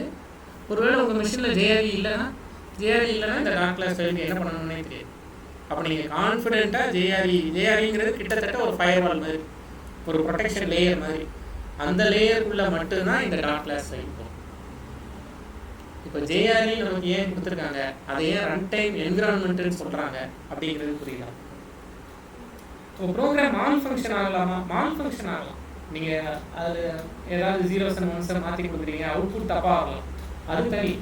ஆனால் அன்எக்ஸ்பெக்டட் ரிசல்ட்ஸ் வராது. அன்எக்ஸ்பெக்டடாக இதனால் வேற ஒரு இடம் அஃபெக்ட் ஆகிடுச்சு, இதனால் ஒரு வைரஸ் வந்துருச்சு அப்படிங்கிறது வேறு. அதுக்கு தான் JRE அப்படிங்கிற என்விரான்மெண்ட். அப்போ அது ஒரு ப்ரொடெக்டட் என்விரான்மெண்ட். அதுக்குள்ளே JVM இருக்குது, அதுக்குள்ளே ஜிட் கம்பைலர் இருக்குது. இது புரியுதா? அப்போ நம்ம என்னெல்லாம் படிச்சிட்டோம் அப்படின்னா, ஜாவா இஸ் பிளாட்ஃபார்ம் இண்டிபெண்டன்ட் தெரியும், Java is good in performance தெரியும், ஜாவா இஸ் செக்யூர்டுங்கிறதும் ஓரளவு இப்போ நமக்கு தெரியும். .class ஃபைல் வந்து ஒரு அன்ரீடபிள் ஃபார்மேட்டில் இருக்குது அப்படிங்கிறது இப்போ நமக்கு தெரியும். why do we need 2 levels of translation அப்படிங்கிறது நமக்கு தெரியும். கரெக்டாக? இதோடு சேர்ந்து தெரிஞ்சுக்க வேண்டிய இன்னொரு கேள்வி இதில் என்னென்னா, ஓகே அப்போ இவ்வளோ படிச்சிட்டோம்ல, டிரான்ஸ்லேஷன் அப்படிங்கிறத 2 ஆங்கிளில் பண்ணலாம் அப்படின்னு உங்கள்கிட்ட சொல்லியிருக்கேன். 2 ஆங்கிள் வந்து என்னென்னலாம் அப்படின்னா, ஒன்று கம்பைலேஷன். கம்பைலேஷனுங்கிறது எப்படின்னா, நீங்கள் ஒரு இங்கிலீஷ் படம் பார்த்துட்டு வரீங்க, முஃபாசாவோ படம் வந்துருக்கீங்க, முஃபாசா பார்த்துட்டு வரீங்க, பார்த்துட்டு வந்து அந்த ஸ்டோரியை ஒருத்தர்கிட்ட நீங்கள் சொல்கிறீங்க, இதுதான் நான் பார்த்த படம் அப்படின்னு அந்த ஸ்டோரியை சொல்கிறீங்க. எவ்வளோ நேரம் சொல்லுவீங்க? 10 நிமிஷம் 5 நிமிஷம் சொல்லுவீங்க. 3 மணி நேரம் சொல்ல மாட்டீங்கல்ல? கரெக்டாக? அதான் கம்பைலேஷன். இன்னொன்று இன்டர்பிரிட்டேஷன். இன்டர்பிரிட்டேஷன்னா என்னென்னா, நீங்களே சப்டைட்டில்லாம் போடுறாங்கல்ல, அந்த சப்டைட்டில் டீமில் நீங்களே இருக்கீங்க. அப்போது சப்டைட்டில் ப்ரிப்பேர் பண்ணுறதுக்கு உங்களுக்கு எவ்வளோ டைம் ஆகும்? லைன் பை லைன் சப்டைட்டில் கொடுக்கணும். கரெக்டாக? லைன் பை லைன் டிரான்ஸ்லேஷன் தான் இன்டர்பிரிட்டேஷன்.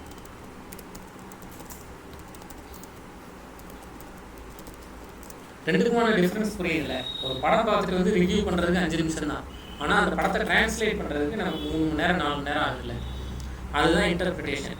தமிழ் புக்கில் இது என்ன கொடுத்துருப்பாங்கன்னா, கம்பைலேஷன் அப்படிங்கிறத மொழிபெயர்ப்பி அப்படின்னு கொடுத்துருப்பாங்க. கம்பைலர் அப்படின்னா மொழிபெயர்ப்பி, இன்டர்பிரிட்டேஷன் பண்ணுறது இன்டர்பிரட்டரோட வேலை. அதை பண்ணுறது இன்டர்பிரட்டர். அதுக்கு ஒலிபெயர்ப்பி அப்படின்னு ஒலிபெயர்ப்பி, வரி பெயர்ப்பி, வரி வரியாக மாற்றணும்ல, அதனால் வரி பெயர்ப்பி அப்படின்னு கொடுத்துருப்பாங்க. அந்த டிரான்ஸ்லேஷன் கொஞ்சம் நல்லாயிருக்கும்.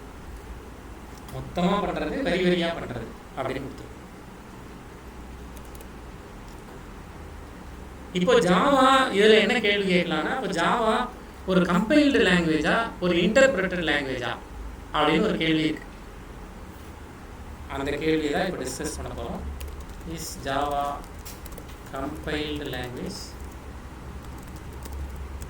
R interpreted language? Sir, I have a small doubt. சொல்லுங்க. இப்போ வந்து நம்ம வந்து டாட் ஜாவா ஃபைலை வந்து டாட் கிளாஸ் ஃபைலாக கன்வெர்ட் பண்ணி தான் எண்ட் யூசருக்கு வருது, கரெக்டுங்களா? ஆமாம். ஸோ அதே வந்து ரிவர்ஸ் கம்பைலேஷன் பண்ண முடியுங்களா? சே ஃபார் எக்ஸாம்பிள் அதை நான் டீகோட் பண்ணணும், ஓரளவு பண்ண முடியும். அதுக்கான டூல்ஸ்லாம் இருக்கு, பண்ணலாம். டாட் கிளாஸ் டு டாட் ஜாவாவும் நான் என்னால் பண்ண முடியும். Okay, thanks.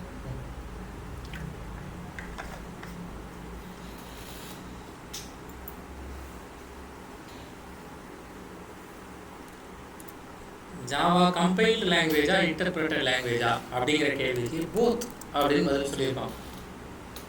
எங்கேயாவது ஜாவா இன்டர்பிரட் பண்ணுது நம்ம படிச்சோமா? ஜாவா 2 இடத்துலையும் கம்பைல் தான் பண்ணுது. Dot Java to dot class file ஒரு கம்பைலர் இருக்கு, கரெக்டா? Dot class file to binary ஒரு கம்பைலர் இருக்கு. அந்த கம்பைலருக்கு தான் ஜிட் கம்பைலர்னு பேர் அப்படின்னு தான் படித்தோம். ஆக்சுவலாக அந்த ஜிட் கம்பைலர் இருக்குல்ல, அது ஒரு இன்டர்பிரட்டர். அந்த இன்டர்பிரட்டருக்கு இவங்க ஜிட் கம்பைலர்னு பேர் வச்சுருக்காங்க. பைத்தான் கம்பைலருக்கும், பைத்தான் இன்டர்பிரட்டர் லாங்குவேஜ், பைத்தான்லேயும் இதுக்கு ஜிட் கம்பைலர் தான் பேர். ஜஸ்ட் இன் டைம் கம்பைலருங்கிறது வர டிரான்ஸ்லேட் பண்ணிடு. அதனால் ஜாவா கம்பைல்டு லாங்குவேஜா இன்டர்பிரட்டட் லாங்குவேஜா அப்படின்னு கேள்வி கேட்டால் both. Java is both compiled language and interpreted language. இவ்வளவும் பின்னாடி நடக்கிற சீன்ஸ். இவ்வளோ ஒருத்தருக்கு தெரியுமா? உண்மையிலேயே தேவை கிடையாது. இந்த மாதிரி டாட் கிளாஸ் ஃபைல் மாறுறது, இந்த கதையெல்லாம் எனக்கு தெரிஞ்சு தான் நான் ஜாவா ப்ரோக்ராம் எழுதணுமா அப்படிலாம் எந்த கட்டாயமும் இல்லை. தெரிஞ்சுட்டா இன்னும் கிரிப்பாக இருக்கும், இல்லைன்னா என்ன நடக்குதுங்கிறது தெரியாமல் இருக்கும்.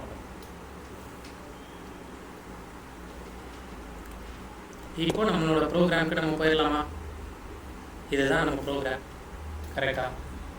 இப்போ இதில் என்ன டாஸ்க் பண்ணணும், இன்றைக்கி நீங்கள் பண்ண வேண்டிய டாஸ்க் என்னன்னு சொல்லிடுறேன். எனக்கு உங்களோட லிபர் ஆஃபீஸ்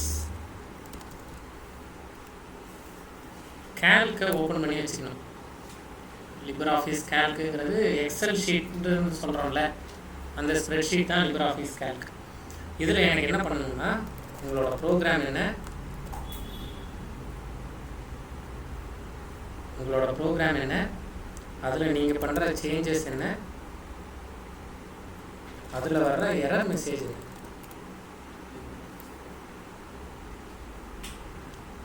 இதை நீங்கள் எனக்கு பண்ணி கொடுக்கணும்.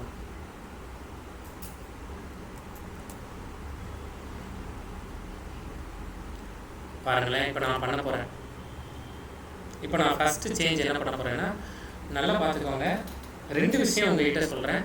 ஒன்று, நீங்கள் ஒரு கம்பெனிக்கு வேலைக்கு போகிறீங்க அப்படின்னா, ரியலாகவே சொல்கிறேன், 10% தான் கோட் அடிக்கிறீங்க. 90% நீங்கள் இன்னொருத்தரோட கோடை அண்டர்ஸ்டாண்ட் பண்ணுறதுக்கு தான் உங்கள் டைம் இருக்கும். அப்போ நீங்கள் உண்மையிலேயே பண்ண வேண்டிய ப்ராக்டிஸ் என்ன?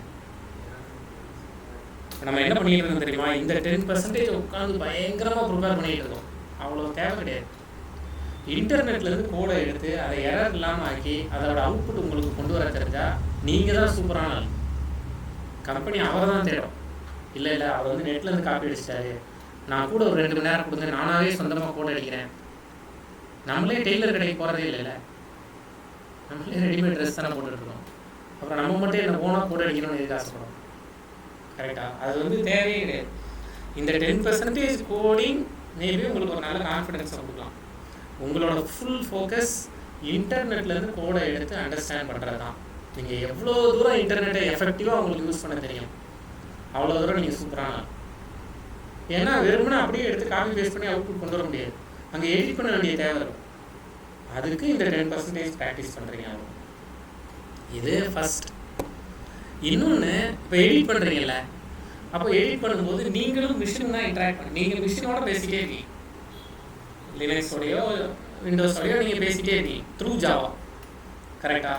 அப்போ ஜாவா உங்கள்கிட்ட திரும்ப பேசுதா?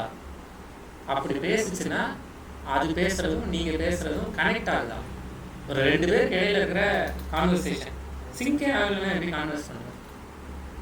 அவர் பேசுறது எனக்கு புரியல, நான் பேசுறது அவருக்கு புரியல, என்ன பேச சொல்றீங்க?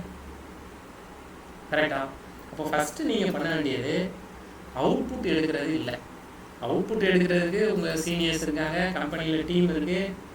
நீங்கள் அப்படியே கொண்டு போய் உங்களை போய் கஸ்டமர் கேட்குற அவுட்புட்டே காட்ட மாட்டேங்கிறார், அப்படியே கொண்டு போய் எடுத்துகிட்டு போகிறாங்களா? கூட இருக்கிற எல்லாரும் ஹெல்ப் பண்ணிட போகிறாங்க. நீங்கள் அதில் ஓப்பனாக இருந்தால் போதும். எனக்கு இந்த இடத்துல அவுட்புட் வரலன்னு சொன்னால் போதும். நீங்கள் பண்ண வேண்டியது அண்டர்ஸ்டாண்டிங் மிஷின். அப்போ அவுட்புட் எடுக்கிறத ஃபோக்கஸ் பண்ணாதீங்க, எரர் வரதை ஃபோக்கஸ் பண்ணுங்க. ஒரு 10-20 எரர் உங்களுக்கு கிளாஸ் டைம்லேயே எங்கள் ட்ரைனிங்லேயே வந்துருச்சுன்னா, நீங்கள் எனக்கு அடுத்த லெவல் போய் ஒரு ப்ராஜெக்டில் ஒர்க் பண்ணும்போது அந்த எரர் எல்லாமே உங்களுக்கு பார்த்த மாதிரியே ஃபிக்ஸ் பண்ணுறதுக்கு டக்கு ஃபிக்ஸ் பண்ணுவீங்க. இல்லைனா அங்கே தான் போய் ஃபஸ்ட் டைமாக எரர் பார்ப்பீங்க, கஷ்டமாக. அப்போ நான் அந்த மாதிரி எரர்ஸ் என்னென்னலாம் வருதுன்னு பார்க்க போகிறேன். ஃபஸ்ட்டு என்னோடய ப்ரோக்ராமில் நான் போயிட்டு இந்த செமிகோலனை ரிமூவ் பண்ணிடுறேன். இது ஒரு செமிகோலன் இருக்குல்ல, செமிகோலனை ரிமூவ் பண்ணிடுறேன். மறந்துடாமல் சேவ் பண்ணுறேன். Ctrl+A, Ctrl+C, Alt+Tab, இங்கே கிளிக் பண்ணிவிட்டு Ctrl+V. இப்போ என்னோடய ப்ரோக்ராமை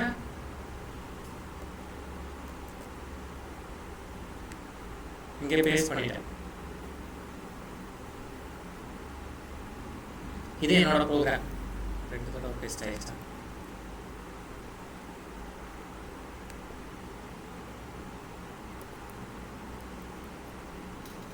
இது என்னோட ப்ரோக்ராம். கரெக்டாக? செமிகோலன் என்ன சேஞ்ச் பண்ணேன்?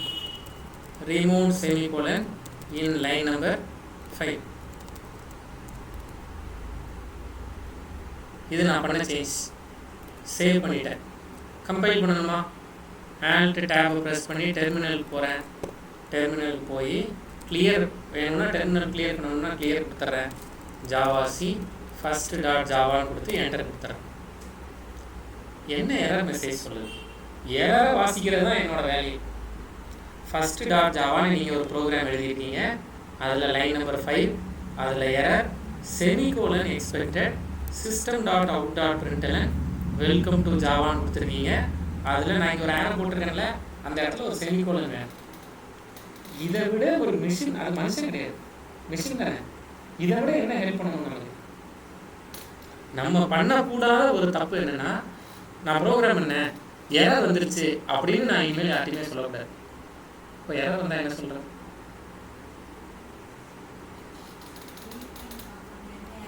ரீட் பண்ணி பார்க்குறோம். இப்போ ரீட் பண்ணி பார்த்துட்டேன், எரர் தானே, என்னன்னு சொல்கிறது? என் டீம் லீடர் கூப்பிடுறேன், எல்லோரும் சீனியராக கூப்பிடுறேன், என்னன்னு கூப்பிடுறது? எரர் வந்துருச்சுன்னு சொல்லக்கூடாது, எரர் என்னன்னு சொல்லணும். லைன் நம்பர் 5ல் ஒரு எரர்னு காட்டுது, செமிகோலன் எக்ஸ்பெக்டட்னு சொல்லுது, அப்படி பேசணும். நீங்கள் வாசிக்காமல், அதாவது அவுட்புட் எரர் வர வர ஹாப்பினஸ். நீங்கள் எரர் வருதுனால என்ன அர்த்தம்னா, நீங்கள் ஜாவா கூட பேசி ஜாவா உங்கள் கூட பேச ஆரம்பிச்சிருச்சுன்னு அர்த்தம். நீங்கள் ஜாவாவை பேச வச்சுட்டீங்கன்னு, அப்போ அது ஹாப்பி தான். இப்போ நான் இதை டெர்மினலில் Ctrl+C இல்லை, நேற்று என்ன ஷார்ட்கட் சொன்னேன் ஞாபகம் காப்பி பண்ணுறது, Ctrl+Shift+C கொடுத்துட்டு அந்த எரர் மெசேஜை இங்கே கொடுத்துக்கோங்க. உங்களுக்கு அண்டர்ஸ்டாண்ட் ஆகிடுச்சா ஆகலையா அப்படிங்கிறத அடுத்த காலமில் நோட் பண்ணி வைங்க. இந்த எரர் புரிஞ்சிருச்சுன்னா விட்டுருங்க, புரியலன்னா ஏதாவது ரெட் கலரில் மாற்றி வைக்கிறது, இந்த மாதிரி ஏதாவது மாற்றி வைங்க. இல்லை எனக்கு இந்த எரர் புரியல அப்படின்னா மேக்ஸிமம் இப்படி ஒரு 10-20 எரர் வரும், அவ்வளோதான். ரிப்பீட்டடாக அதே எரர் தான் வரும். அப்படி அந்த எரர் உங்களுக்கு புரிஞ்சிருச்சுன்னா நீங்கள் எல்லா ப்ரோக்ராம்லேயும் இந்த எரரா 10 தடவை பார்த்துருப்பீங்க, 11ஆவது தடவை நீங்களே ஃபிக்ஸ் பண்ணிடுவீங்க. உங்களுக்கு இன்னொரு ஒரு ஹெல்ப்பர் தேவை கிடையாது. இப்போ ஒரு எரர் நான் பண்ணிட்டேன்னா, இப்போ அடுத்த எரர் திரும்ப போய் இந்த இடத்துல செமிகோலன் வச்சு விட்ருவோம். சரியா? செமிகோலன் வச்சுட்டு இந்த டபுள் கோட்ஸை ரிமூவ் பண்ணுறேன், சேவ் பண்ணுறேன், இந்த ப்ரோக்ராமை எடுத்து வச்சுக்கிறேன். எடுத்து வச்சுட்டு இங்கே பேஸ்ட் பண்ணிடுறேன். இப்போது ரிமூவ் எண்டிங் கோட்ஸா இதை ரிமூவ் பண்ணியிருக்கேன். எங்கங்க? இன் லைன் 5 தான், கரெக்டாக? லைன் 5ல் அதை ரிமூவ் பண்ணியிருக்கேன். சேவ் பண்ணிவிட்டேன். Alt+Tab ப்ரெஸ் பண்ணி டெர்மினல் போகிறேன். first.java line number 5 error unclosed string literal. Double quotes ஸ்ட்ரிங்கில் என்னெல்லாம் நம்ம இன்னும் படிக்கல, படிப்போம். ஸ்ட்ரிங்குனா பொதுவாக வார்த்தை, லிட்ரல்னா வார்த்தை, லிட்ரேச்சர், லிட்ரல் இதெல்லாம். அந்த வார்த்தையை க்ளோஸ் பண்ணலை. நீங்கள் இங்கே ஆரம்பிச்சிருக்கீங்க, சிஸ்டம் டாட் அவுட் டாட் பிரிண்டல்னு ஆரம்பிச்சிருக்கீங்க, இதை நீங்கள் க்ளோஸ் பண்ணலை. ஓரளவு சொல்லிடுச்சா? முதல் எரர் மெசேஜ் நல்லாவே புரிஞ்சுது, ரெண்டாவது எரர் மெசேஜ் அந்தளவுக்கு புரியல. ஓகே, ஒருவேளை புரியலன்னா நான் இதை காப்பி பண்ணி நெட்டில் தேடிவேன். இதை காப்பி பண்ணிவிட்டு இன்டர்நெட்டில் போட்டு நான் தேடிக்கலாம். அப்போ ரெண்டாவது எரர் இப்போ எனக்கு எடுக்க தெரிஞ்சிருச்சா?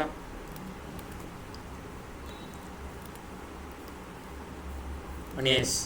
அப்போ நான் இந்த இடத்துல திரும்ப டபுள் கோட்ஸ் கொடுத்துட்றேன். மறந்துடாதீங்க, இப்படி டபுள் கோட்ஸ் கொடுக்கும்போது அது வந்து க்ளோசிங் கோட்ஸையும் சேர்த்து கொடுக்கும். அதை மறந்துடாமல் ரிமூவ் பண்ணிடுங்க. ஓகே, ரெண்டாவது மிஸ்டேக் பண்ணியாச்சு. மூணாவது மிஸ்டேக், இந்த ப்ராக்கெட்ஸை ரிமூவ் பண்ணிடுறேன். சேவ் பண்ணுறேன். இப்போ ப்ராக்கெட்ஸை ரிமூவ் பண்ணி வச்சுருக்கிறது தான் என்னோடய கோட். இதை எடுத்து என்னோடய கால்கில் பேஸ்ட் பண்ணிட்டேன். Remove closing brackets in line number 5. கரெக்டாக சேவ் பண்ணிட்டேன். ஆல்ட் டேபை ப்ரெஸ் பண்ணுறேன், கிளியர் கொடுக்குறேன். Java C first dot Java கொடுத்தாச்சா? Line number 5 error brackets expected system dot out dot println. கரெக்டாகவே சொல்லிடுச்சா? கிட்டத்தட்ட மெஜாரிட்டி எரர்ஸை இப்படி சொல்லிடும். இதுக்கு போய் நான் சேட் ஜிபிடிட்டெல்லாம் போய் கேட்குறது, சேட் ஜிபிடியை ரொம்ப மிஸ்யூஸ் பண்ணுறத. ஓரளவு பெரிய டாஸ்க்னா சேட் ஜிபிடி வரைக்கும் போகலாம். இதுக்கு போய் நான் போகிறது தப்பு இல்லை. கரெக்டாக எனக்கே புரிஞ்சிருச்சு. ஓகே, ப்ராக்கெட்ஸை மறந்துடாமல் ஒவ்வொரு மிஸ்டேக்கையும் ஃப்ரெஷ்ஷாக பண்ணுங்க. அதை ரெக்டிஃபை பண்ணிவிட்டு அடுத்தது போகும். மூணாவது எரர் பண்ணியாச்சா? இது மாதிரி எனக்கு ஒரு 20 எரர் வேணும் இந்த ஒரு ப்ரோக்ராமில். என்னென்னலாம் பண்ணலாம் அப்படின்னு சொல்கிறேன். சும்மா சாம்பிள் காமிக்கிறேன். இந்த சிஏ கேபிட்டல் சியாக மாற்றிடும். சேவ் பண்ணிடுவோம்.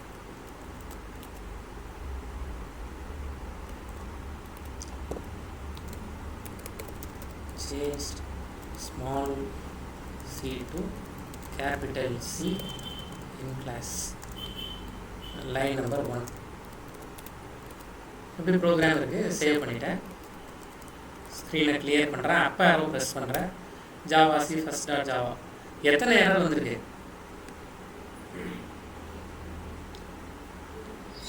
3 errors. இதெல்லாம் என்ன டெக்னிக்னா, காலேஜ்லாம் படிப்போம்ல, அது நம்ம உட்காந்து மொட்டை மனப்பாடம் பண்ணிட்டு போயிடுறது. பக்கம் பக்கமாக லேபில் இருக்கும், ஏதாவது ஒரு ப்ரோக்ராம் இருக்கும், அடித்து நான் பண்ணியிருக்கேன், நீங்கள் யாராவது பண்ணியிருக்கீங்களான்னு தெரியல, அடித்து ஏற்றிக்கிட்டு போயிடுறது. ஆனால் ஃபேஸ் கட்டெல்லாம் எப்படி வச்சுக்கிறதுனா, நல்ல பையன் மாதிரியே வச்சுக்கிறது. ஒரு பண்பான ஒருத்தர், அன்பான ஒருத்தர், அப்படி மாதிரி ஸ்டாஃப்ட்டை, நமக்கு தான் ஸ்டாஃப்ட்டை எப்படி ஃபேஸ் வச்சுக்கிறதுனா தெரியும்ல. ஸ்டாஃப்ட்டை எப்படி ஃபேஸ் வச்சுக்கிறது, பெருசாக நம்பர் ஆஃப் அரியர்ஸ் ரொம்ப இருக்காது, ரொம்ப சேட்டை பண்ணியிருக்க மாட்டோம். அப்போ நமக்கு ரொம்ப கெட்ட பேர் இருக்காது. சேட்டையெல்லாம் வந்து வெளியில் தெரியாமல் இன்னர் சர்க்கிள்லேயே பண்ணுறது. வெளியில் ஸ்டாஃப்லாம் வந்தாங்கன்னா நல்ல மாதிரி நடிச்சிடுறது. ஆனால் உண்மையிலே, அதாவது உண்மையிலே வாழணும். நடித்தோன்னா என்ன ஆகும்? நடித்தோன்னா நம்ம நல்லா படிப்போம், அவங்க ஸ்டாஃப் நம்பிட்டே இருப்பாங்க. லேபில் போய் உட்காந்தா நமக்கு ரியாலிட்டி தெரியும்ல. 25 எரர் காட்டும். 3 மணி நேரம் லேபில் உட்காந்துருப்போம். 25 லைன் தான் டைப் பண்ணியிருப்போம். 25 எரர் காட்டும். என்ன பண்ணணும்னே தெரியாது. அந்த 25 ரெக்டிஃபை பண்ண தெரிஞ்சால் தானே பண்ணுவேன்.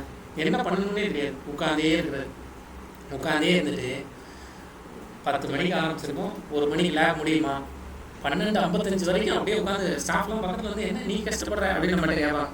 நமக்கு தான் தெரியும், நம்ம கொடுத்த பில்டப் தான் அவங்க நம்மகிட்ட பேசுகிறாங்க. ஆமாம்மா அப்படின்னா கடைசியாக வந்து 25 எரர்னு சொன்னால் நம்மளை கேவலமாக நினச்சிடுவாங்கல்ல. இந்த மாதிரி ஃபஸ்ட் லைனை மாற்றி விட்டுறது. ஃபஸ்ட் லைன்லேயே எரர் அடிச்சிடும். அப்போ 2 எரர் 3 எரர் வருமா? ஓ நல்லா படிக்கிற பையனை, கடைசியாக 3 எரரை எனக்கு ஃபிக்ஸ் பண்ண தெரியல போல் அப்படின்னு ஸ்டாஃப் நம்பி ஏமாந்துடும். இதே வேலையை சி லேபில் பண்ணுறது, இதே வேலையை C++ லேபில் பண்ணுறது, இதே வேலையை ஜாவா லேபில் பண்ணுறது எல்லாமே நடிப்பு. நம்ம கடைசியாக நடினா தான் முடியும். நான் பண்ணினதை சொல்கிறேன். இது மாதிரி நான் சி லேப்லலாம் பண்ணியிருக்கேன். இன்க்ளூட்லேயே தப்பு விட்டுட்டிங்கன்னா இன்க்ளூடே எரர்னு காமிச்சிடும். ஒரே ஒரு எரர் 2 எரர் காட்டும். லேப் மார்க்கு நமக்கு ஒரு 100க்கு 90 95 மார்க் போகும். 3 எரர் தானே. மற்றவங்களாம் 15-20 எரர் வந்தவங்களாம் அவனும் நம்மளும் ஒன்று தான். ஆனால் அவனுக்கு இந்த விவரம் இல்லை. திருட்டு தரத்தை எப்படி பெஸ்ட்டாக பண்ணுறதுன்னு தெரியல சொல்கிறேன். இப்போ 3 எரர், இது ஒன்று. இதில் இன்னொரு விஷயம் நம்ம தெரிஞ்சுக்க வேண்டியது, ஒரே ஒரு மிஸ்டேக் தான் பண்ணியிருக்கோம். Number of errors 3. அப்போ முதல்ல நம்பர் ஆஃப் எரர்ஸை பார்த்து பயப்பட வேண்டிய தேவையில்லை. ஐயோ எனக்கு 12 எரர் வந்துருச்சு அப்படின்னு ஒன்றும் பயப்பட வேண்டிய தேவையில்லை. எங்கேயாவது ஒரு இடத்துல கூட மிஸ்டேக் பண்ணியிருப்பீங்க, அதனால் கூட இது இப்படி இருக்கலாம். இப்போ என்ன சொல்லுது, லைன் நம்பர் 1, லைன் நம்பர் 1ல் கிளாஸ் இன்டர்ஃபேஸ் ஆர் ஈனம் எக்ஸ்பெக்டட். அதாவது அது கரெக்டாக சொல்லுது, நீங்கள் கிளாஸ்னு கொடுத்தீங்கன்னா ஸ்மால் சி தான் கொடுக்கணும், இல்லை இன்டர்ஃபேஸ்னு கொடுக்கணும், இல்லை ஈனம்னு கொடுக்கணும். ஆனால் நீங்கள் எப்படி கொடுத்துருக்கீங்க, கேபிட்டல் சி கொடுத்துருக்கீங்க. அதை அவ்வளோ கிளாரிட்டியாக சொல்லலை. நம்ம என்ன பண்ணுவோம்னா, நம்ம கரெக்டான கிளாஸ்னு கொடுத்துருக்கோம் அப்படின்னு நினச்சிட்டே இருப்போம். ஆனால் அது ஆரோ மார்க் எங்கே போட்டிருக்குன்னு பாருங்கள், கரெக்டாக. இதே மாதிரி ஒரு கிளாஸ்க்குள்ளே தான் மெயின் மெத்தட் கொடுக்க முடியும். பப்ளிக் ஸ்டாட்டிக் வாய்டு மெயின் இருக்குல்ல, அந்த கிளாஸ்க்குள்ளே தான் டைப் பண்ணணும். இப்போ ஃபஸ்ட் லைன்லேயே அதுக்கு கிளாஸ் கிடைக்கல, அதனால் 3வது லைன்லேயும் இங்கே கிளாஸே இல்லை, நீ எப்படி பப்ளிக் ஸ்டாட்டிக் வாய்டு மெயின் எழுதுறேன்னு அது கேட்குது.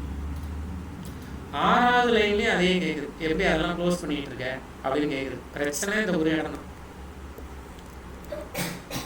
அப்போ நான் இதை காப்பி பண்ணி வச்சுக்கலாமா? இப்போ எனக்கு வந்திருக்கிற எரர் மெசேஜஸ் இதெல்லாம். எரர் மெசேஜ் புரியுதா? நல்ல டவுட். இன்டர்ஃபேஸ்னால் என்னென்னு கேட்கணும்ல. அப்போ ரைட்டு தானே, இன்டர்ஃபேஸ் கேள்விப்பட்ட வார்த்தை மாதிரி இருக்குது. ஈனம்ங்கிறது என்ன சொல்லுவாங்கன்னா, இப்போதைக்கு நோட் பண்ணி வச்சுக்கோங்க, கலெக்ஷன் ஆஃப் ஆப்ஜெக்ட்ஸ் இல்லை கலெக்ஷன் ஆஃப் கான்ஸ்டன்ட்ஸ் அப்படின்னு சொல்லுவாங்க. ஈனம் அப்படிங்கிறது ஒரு சாம்பிள் சொல்கிறேன். ஈனம்க்கு இன்டர்ஃபேஸ்னால் என்னென்னு நம்ம படிக்கல. ஈனம்ங்கிறது எப்படின்னா, நான் இப்போ ஈனம் பிளேயர்ஸ் அப்படின்னு ஒன்று க்ரியேட் பண்ணிக்கலாம். அப்படி க்ரியேட் பண்ணிவிட்டு இதில் நான் இப்போ விராட் கோலி, ரோஹித் சர்மா, பும்ரா இப்படி எழுதிக்கலாம். அப்போ இவங்கெல்லாம் பிளேயர்ஸ். ஈனம்ங்கிறதோட ஃபுல் ஃபார்ம் எனுமரேஷன். என்னோட பாயிண்ட் ஆஃப் வியூவில் சொல்கிறேன். நான்லாம் வந்து தமிழ் மீடியம் படிச்சுட்டு வந்தேன். அப்போ தமிழ் மீடியம் படிச்சுட்டு வரும்போது இருக்கிற ஒரு டிஃபிகல்ட்டி என்ன, சில டெக்னிக்கல் டேர்ம்ஸ்க்கு அர்த்தமே தெரியாது, சுத்தமாக அர்த்தமே தெரியாது. சுத்தமாக அர்த்தமே தெரியாமல் கஷ்டமாக இருக்கும். நான்லாம் ஃபார் இருக்குல்ல, ஃபார்னா தமிழில் எழுது,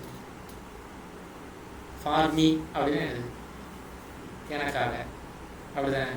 இந்த ஃபார் லூப் எழுதுவாங்கல்ல, இப்படி டைம்லாம் போட்டு எழுதுவாங்கல்ல, தமிழில் படிச்சுட்டு இதை ஆகன்னு எழுதி வச்சுட்டேன். ஆகன்னு போட்டு இந்த பக்கம் எழுதியிருக்காங்க, ஆகன்னு போட்டு இந்த பக்கம் ஒன்றுமே புரியாதுல்ல. இந்த மாதிரி சில இடங்களில் வந்து டைரக்ட் டிரான்ஸ்லேஷன் உங்களுக்கு டிஃபிகல்ட்டியை கொடுக்கலாம். இருந்தாலும் பரவாயில்ல. நீங்கள் பொதுவாக இப்போ எனுமரேஷன்னா என்ன, ஒன்று இதில் முடிஞ்சால் விக்கிபீடியாவில் அக்கௌண்ட் க்ரியேட் பண்ணிக்குவோம். பின்னாடி ஏதாவது விக்கிபீடியா ட்ரைனிங் கொடுக்கணும்னா, முன்னாடி 2 மாதத்துக்கு முன்னாடி விக்கிபீடியா ட்ரைனிங்லாம் இங்கே இருக்கிறவங்க 2-3 பேரை செலக்ட் பண்ணி கொடுத்தாங்க. விக்ஷனரிங்கிறது விக்கிபீடியாவோட ஒரு டூல்.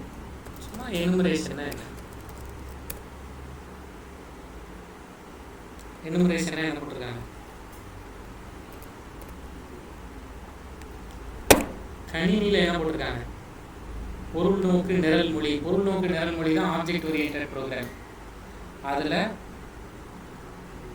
பொருளுங்கிறதுக்கு ஆப்ஜெக்ட் ஓரியன்டட் ப்ரோக்ராமிங்கில் என்ன வார்த்தை இருக்கு, ஆப்ஜெக்ட். கரெக்டாக. அப்போ கவுண்ட் ஆஃப் ஆப்ஜெக்ட்ஸ் கவுண்ட் தான் எனுமரேஷன். ஈனம் பின்னாடி படிக்கலாம், நல்ல டவுட். அப்போ இப்போ எத்தனை எரர் கண்டுபிடிச்சிருக்கோம், 1 2 3 4 கண்டுபிடிச்சிருக்கோமா? இது மாதிரி இதில் இப்போ இதை ரிமூவ் பண்ணிடலாம், ஸ்மால் சி போட்டுக்கலாம், இதில் கேபிட்டல் பி போட்டால் ஒரு எரர் வந்துடுமா? இதில் ஃபஸ்ட்டில் ஸ்மால் எஃப் கொடுத்துட்டு அங்கே கேபிட்டல் எஃப் கொடுத்தா ஏதாவது எரர் வருமா? வரலாம். இதில் ஸ்டாட்டிக்கில் கேபிட்டல் எஸ் கொடுத்துக்கலாமா, வாய்டில் கேபிட்டல் பி கொடுத்துக்கலாமா, மெயினில் கேபிட்டல் எம் கொடுத்துக்கலாமா, எஸ்ஸில் ஸ்மால் எஸ் கொடுத்துக்கலாமா, ஏஆர்ஜிஎஸ்னு கொடுக்குறதுக்கு பதிலாக வேறு ஏதாவது பேர் கொடுத்துக்கலாமா? இப்போவே ஒரு 5-6 எரர் வந்துருக்குமா? இந்த எஸ்ஸை ஸ்மால் பண்ணிக்கலாமா, மியூட் பண்ணிக்கலாம். இது டம்னு சத்தம் கேட்குது, முடிஞ்சால் நீங்கள் பண்ணிக்கோங்க. இதில் ஓ கேபிட்டல் கொடுத்துக்கலாமா, பிரிண்டரில் பி கேபிட்டல் கொடுத்துக்கலாமா? இவ்வளோ எரர்ஸ் கண்டுபிடிக்கலாம். இந்த ஓப்பனிங் பிரேஸை ரிமூவ் பண்ணிடலாமா, க்ளோசிங் பிரேஸை ரிமூவ் பண்ணிடலாமா, எக்ஸ்ட்ராவாக ஒரு க்ளோசிங் பிரேஸ் கொடுக்கலாமா? இப்போ கிட்டத்தட்ட என்னென்ன எரர்ஸ்லாம் நீங்கள் பார்க்கலாம் அப்படிங்கிறத உங்கள்கிட்ட சொல்லிட்டேன். மிஸ்டர் நீலகண்டன் என்ன பார்த்துட்டு இருக்கீங்க? ஓகே, சரியா? இதெல்லாம் பண்ணிடலாமா? இப்படி எனக்கு ஒரு பெரிய எக்ஸல் ஷீட் வேணும், ஒரு ஸ்ப்ரெட் ஷீட் வேணும். இதை ஒரு டேப்லர் காலமாக ரெடி பண்ணி இதில் பண்ணாலும் பண்ணுங்கள், லிபர் ஆஃபீஸ் ரைட்டரில் பண்ணாலும் பண்ணுங்கள், பண்ணி உங்களோட dev.tool போட்டு இவ்வளோ எரர்ஸ் நான் கண்டுபிடிச்சிருக்கேன் அப்படின்னு பப்ளிஷ் பண்ணேன். அப்போ ஒரே நாளில் நமக்கு நிறைய எரர்ஸ் சேர்ந்துடும். அந்த எரர்ஸ் வந்தால் நாளைக்கு நம்ம ரெக்டிஃபை பண்ணுறது ஈஸியாக பண்ணிடலாம். ஓகே, அப்போ ஃபஸ்ட்டு டாஸ்க் முடிஞ்சது. இது வரைக்கும் சொல்லியிருக்கிறதுல ஏதாவது ரிப்பீட் பண்ணணுமா? யாராவது ஏதாவது கன்சைஸ் பண்ணி சொல்ல ட்ரை பண்ணுறீங்களா? ஏதாவது கொஸ்டின்ஸ் ஏதாவது இருக்கா? கொஸ்டின்ஸ் இல்லை, நான் என்னென்ன படித்தேங்கிறத நான் சொல்கிறேன். இப்படி யாராவது ட்ரை பண்ணுறீங்களா?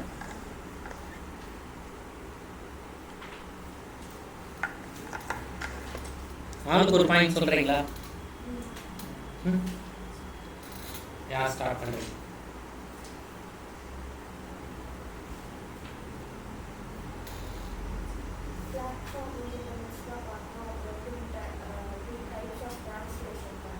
பிளாட்ஃபார்ம் இண்டிபெண்டன்ஸ் பார்த்துருக்கோம், 2 types ஆஃப் ட்ரான்ஸ்லேஷன் பார்த்துருக்கோம். ஓகே, ஒய் 2 levels ஆஃப் ட்ரான்ஸ்லேஷனில் கம்பெரிசன்.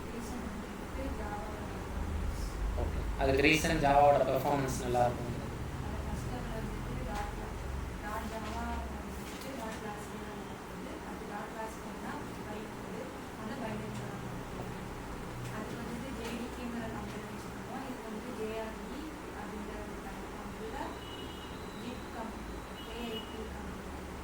JIT JIT company. Okay, compilation என்ன, இன்டர்பிரிட்டேஷன் என்ன?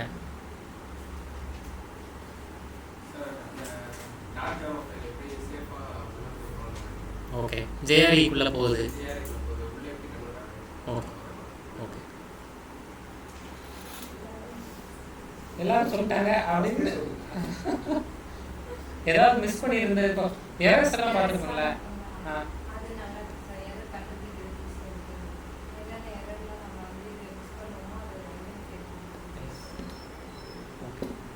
சூப்பர், இதெல்லாம் ட்ரை பண்ணி பாருங்க. பேரலெலாம் இந்த மாதிரி படிக்கும்போது இன்னொரு விஷயம் சொல்கிறேன், ஃப்ரெஷ்ஷாக தானே படிக்கிறீங்க.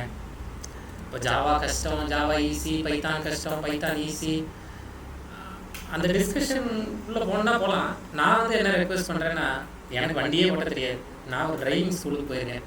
அவர் கொடுக்குறது தான் வண்டி. நீங்கள் டிரைவிங் ஸ்கூல்லாம் போனீங்கன்னா இல்லை, காராவது பரவாயில்ல, பைக்குக்கெலாம் டிரைவிங் லைசன்ஸ் வாங்க போயிட்டீங்க, உங்கள்கிட்ட பைக் இல்லை அப்படின்னா இப்போ எப்படி இருக்குன்னு எனக்கு தெரியல. முன்னாடி என்ன பண்ணுவாங்கன்னா, கியர் பைக்ஸுக்கெலாம் ஒரு பஜாஜ் MIT பார்த்துருக்கீங்களா? நீங்கள் யாராவது பார்த்ததே இல்லை. இதெல்லாம் கேட்க எனக்கு ரொம்ப வயசாகிடுச்சுன்னு வச்சுக்கணும். பஜாஜ் MIT தான் ஊரில் பால்காரங்க நிறைய பேர் வச்சுருப்பாங்க. இது பார்த்துருக்கீங்களான்னு தெரியல. இப்போ இது பார்த்துருக்கீங்களா? இந்த பைக்கில் மட்டும் எப்படின்னா ஹேண்ட் கியர், காலில் வழக்கமாக பைக்கில் காலில் தானே கியர் போடுவீங்க, காலில் கிடையாது, ஹேண்ட் கியர். அதனால் என்ன பண்ணுவாங்கன்னா 100 ரூபா 200 ரூபான்னு வாடகை விட்டுருப்பாங்க. RTO ஆஃபீஸ் போனீங்கன்னா இந்த பைக்கோட ஒருத்தர் இருப்பார். அவர் என்ன பண்ணுவார்னா, 1 மணி நேரம் உங்களுக்கு தரேன், எனக்கு 1 மணி நேரத்துக்கு 200 ரூபா தரணும் அப்படின்னு ஒரு 1/2 மணி நேரம் 1 மணி நேரம் சொல்லுவாங்க. நம்ம ஒரு 2 தடவை ஓட்டி, ஏன்னா ஹேண்ட் கியர் தானே, அப்போ ஃபஸ்ட் கியர்லேயே நீங்கள் எடுத்து போட்டுடலாம். ஃபஸ்ட் கியர் போட்டு அந்த பைக்கே வந்து கிட்டத்தட்ட ஆஃபே ஆகாத மாதிரி அவர் செட் பண்ணி வச்சுருப்பார். டிரைவிங் அந்த இன்ஸ்ட்ரக்டர் பார்க்கும்போது ஆஃபே ஆகாத மாதிரி செட் பண்ணி வச்சுருப்பார். ஒரு தடவை ரவுண்டு போட்டு நம்ம போய் லைசன்ஸ் வாங்கிடுவோம். இல்லை, கியர் பைக்கில் லைசன்ஸ் வாங்கணும்.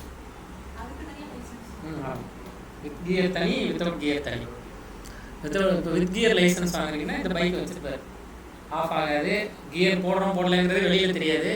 அதனால் கையை தானே பிடிச்சி கிளச்சை பிடிச்சி வச்சுட்டே இருக்கும், அப்படியே வண்டி ஓட்டிகிட்டு வந்துடும். இப்படி ஆக்சுவலாக நமக்கு இந்த பைக்கே நம்ம பார்த்துருக்கவே மாட்டோம். RTO ஆஃபீஸ் வாசலில் மட்டும் இந்த பைக் இருக்கும், வேறு யாருமே வச்சுருக்க மாட்டாங்க. அப்படி ஒரு பைக்காக இருக்கும் இது. வில்லேஜ் சைடு இருக்கும். ரொம்ப ஹிட்டான ஒரு மாடல் அந்த வந்த பீரியடில். அது மாதிரி இப்போ எதுக்கு இதை சொல்ல வரேன்னா, எனக்கு இந்த எம்ஐடிலாம் என்னன்னே தெரியாதுல்ல, ஆனால் லைசன்ஸ் வாங்கணும்னா ஒரு எம்ஐடி வச்சுட்டு நான் பைக் ஓட்டிடுறேன்ல. அது மாதிரி தான் ஜாவா கஷ்டமா பைத்தான் கஷ்டமா முதல்ல ஒரு லாங்குவேஜ் பார்க்குறீங்க, அதில் நீங்கள் எந்த கஷ்டத்தையும் ஃபீல் பண்ண மாட்டீங்க. நீங்கள் கேள்வி கேட்காம இருந்தால் பைத்தான் கஷ்டம் தான், ஜாவாவும் கஷ்டம். இப்போ என்னோட ரெக்வஸ்ட் என்னன்னா, இது நல்லா புரிஞ்சிருச்சு, ஈஸியாக தான் இருக்குது. பேரலாக இன்னொரு லாங்குவேஜ் பாருங்கள். இப்போ ஜாவா டு C# கன்வெர்ட்டர் ஆன்லைனில் தேடுங்க. டைம் இருக்குது, எனக்கு டைம் இருக்குது அப்படின்னா இதெல்லாம் பண்ணி பாருங்க. அதாவது என்னோட ரெக்வஸ்ட்டு, ஒரு லாங்குவேஜுன்னு ஸ்டிக் ஆகி நிற்காதீங்க.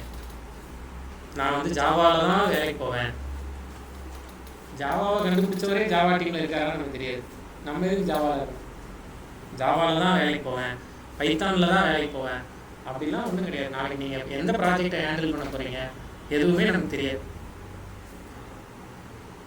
பாருங்கள், இது C#. பேரலாக இந்த மாதிரி லாங்குவேஜஸ் கற்றுக்கிறது ரொம்ப நல்லது. ஒன்று கான்ஃபிடென்ஸ் வந்துடும், ஓ எல்லா லாங்குவேஜும் ஒன்று தான். இது C# முதல்ல உங்களால் ஆரம்பிப்பாங்க. நான் வெல்கம் டு ஜாவான்னு போட்டது online translator, welcome to C# மாதிரி. இது முதல்ல C# நம்புறதுக்கே கொஞ்சம் டைம் எடுக்கும். என்னென்ன டிஃப்ரென்சஸ் இருக்கு? மெயின் எம் கேப்ஸில் இருக்கு, ஸ்ட்ரிங்கில் எஸ் வந்து ஸ்மாலில் இருக்கு. அங்கே என்ன இருந்துச்சு? system.out.println இருந்துச்சு. இங்கே console.writeline. ஓ சூப்பர். அப்போ system.out.க்கு ஈக்குவலான C# console.writeline தெரிஞ்சிட்டேன்ல. யூசிங் சிஸ்டம்னு நம்ம எங்கேயுமே கொடுக்கல, அங்கே system.out.println கொடுத்தோம், யூசிங்னு எங்கேயுமே கொடுக்கல. இந்த ஒரு லைன் எக்ஸ்ட்ரா. ஒரு .NET கிளாஸ் படிக்கிறவர் அவரோட டே 1ல் இதை படிப்பார், ஒரு ஜாவா கிளாஸ் படிக்கிறவர் டே 1ல் இதை படிப்பார். இதுக்கு போய் நான் தனித்தனி கோர்ஸ் எல்லாம் ஜாயின் பண்ண முடியுமா? பேரலாக .NET எப்படி சிஸ்டமில் இன்ஸ்டால் பண்ணலாம் அப்படின்னு வேணால் தேடி பார்த்து இந்த ப்ரோக்ராமையும் நான் ரன் பண்ணி பார்க்கலாம். அப்போ பேரலாக C# பாருங்கள். ஜாவா ஸ்கிரிப்டெல்லாம் ஜாவா C# எப்படி இருக்கு பாருங்கள். ஜாவா ஸ்கிரிப்டும் காமிக்கிறேன், அதுவே இருக்கு. முன்னாடி இந்த ஃபெசிலிட்டிலாம் கிடையாது.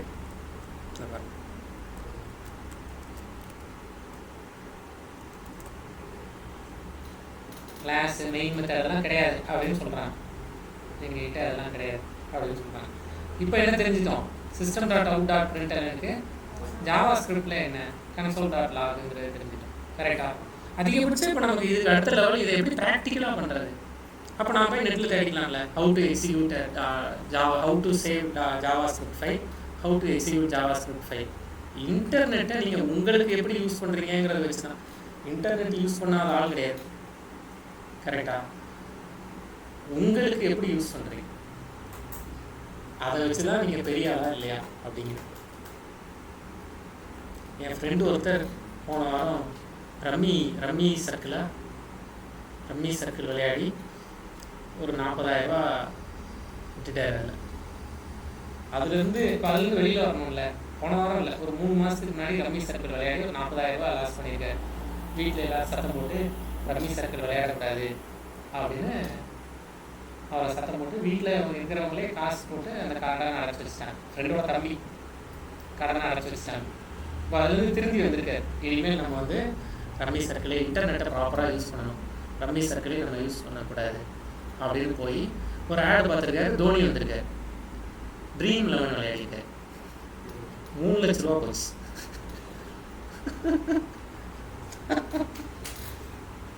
இதெல்லாம் நடந்தது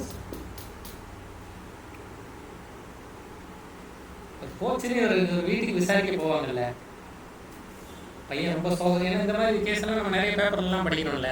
பையன் ரொம்ப சோகமாக இருப்பான், பையனை போய் தேத்தணும் அப்படின்னு வீட்டுக்கு போவாங்கல்ல. 5 நிமிஷம் கொடுங்க அப்படின்ட்டு உள்ளே போய் ட்ரீம் 11ல் பிளேயர் செலக்ட் பண்ணிட்டு இருந்திருக்காரு. பார்த்துட்டு வந்தவரை என்கிட்ட சொன்னார். எதுக்கு சொல்கிறேன்னா, இன்டர்நெட்டை எப்படி வேணாலும் யூஸ் பண்ணிக்கலாம், நீங்கள் உங்களுக்கு எஃபெக்டிவாக யூஸ் பண்ணிங்கன்னா தெரியாது. தோனி மாதிரியான ஆளுங்க அந்த மாதிரியான இதில் அவாய்ட் பண்ணலான்னு, இதெல்லாம் எவ்வளோ பேர் லைஃப்பை இம்பேக்ட் பண்ணுது. காசு தான். நான் சும்மா அவுட் ஆஃப் டாபிக், நான் ஒரு மீம்ஸ் பார்த்தேன், நல்லா இருந்துச்சு. சரத்குமார் வந்து பொன்னியின் செல்வனில் நடிச்சிருக்காரு. பொன்னியின் செல்வனில் ஐஸ்வர்யா ராயோட பெரிய பழுவேட்டரையராக நடிச்சிருக்காரு.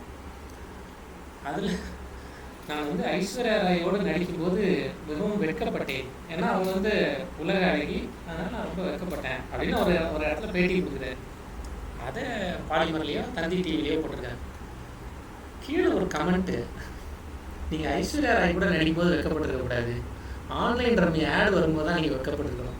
ஆன்லைன் ரம்மி ஆட் வராதுல, அதில் தான் நீங்கள் வெட்கப்பட்டிருக்கணும் அப்படின்னு கீழே ஒரு கமெண்ட் ஒருத்தர் போட்டுருக்கோம். கரெக்டான நல்லா இருந்துச்சு. இந்த கமெண்ட்டை பார்த்து பரவாயில்ல, ரெண்டையும் கம்பேர் பண்ணியிருக்காரு. இந்த பெரிய ஆளுமே இதெல்லாம் கொஞ்சம் அவாய்ட் பண்ணலானே. லைஃப்பில் விளையாடி இதில் ஜாவா ஸ்கிரிப்ட் ட்ரை பண்ணி பாருங்கள், பைத்தான் ட்ரை பண்ணி பாருங்கள்.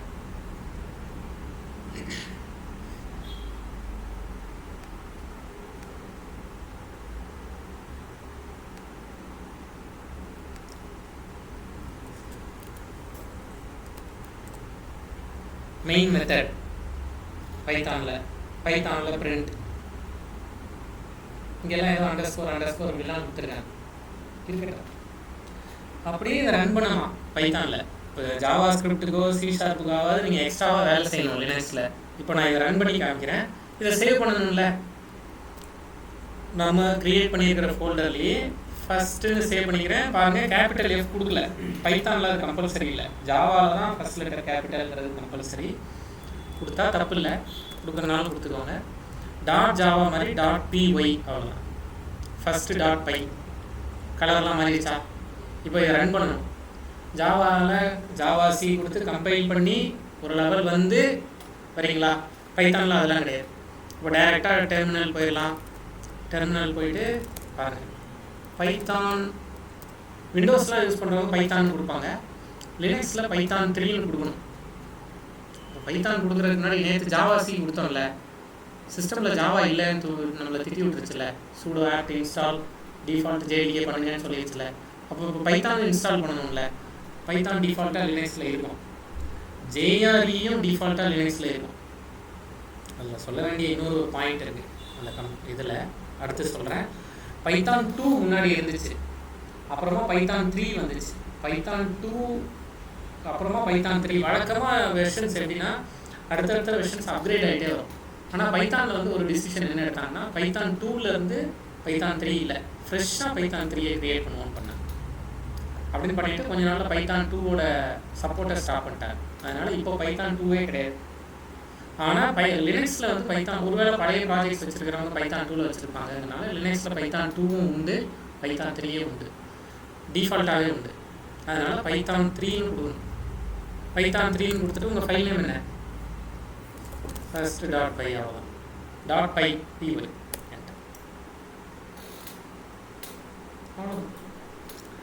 இப்போ நீங்கள் இந்த ப்ரோக்ராம் புரியணும்னு நான் சொல்ல வரல, இந்த ப்ரோக்ராமில் என்னென்ன இருக்குன்னு சொல்லணுங்கிறதில்ல. அட்லீஸ்ட் எனக்கு பைத்தான் மேலே இருக்கிற ஒரு அவர்ஷன் போயிடுச்சுல.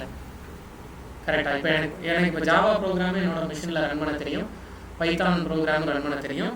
இப்போ நான் என்னோடய ஃபோல்டரில் போய் பார்ப்பேன், பைத்தானுக்கு ஏதாவது .class ஃபைல் ஏதாவது க்ரியேட் ஆகிருக்கா? ஒன்றுமே ஆகலை. அது எனக்கு தெரிஞ்சு போச்சுல. அது மாதிரி பைத்தானில் இப்படி அண்டர்ஸ்கோர்லாம் யூஸ் பண்ணுவாங்க போல.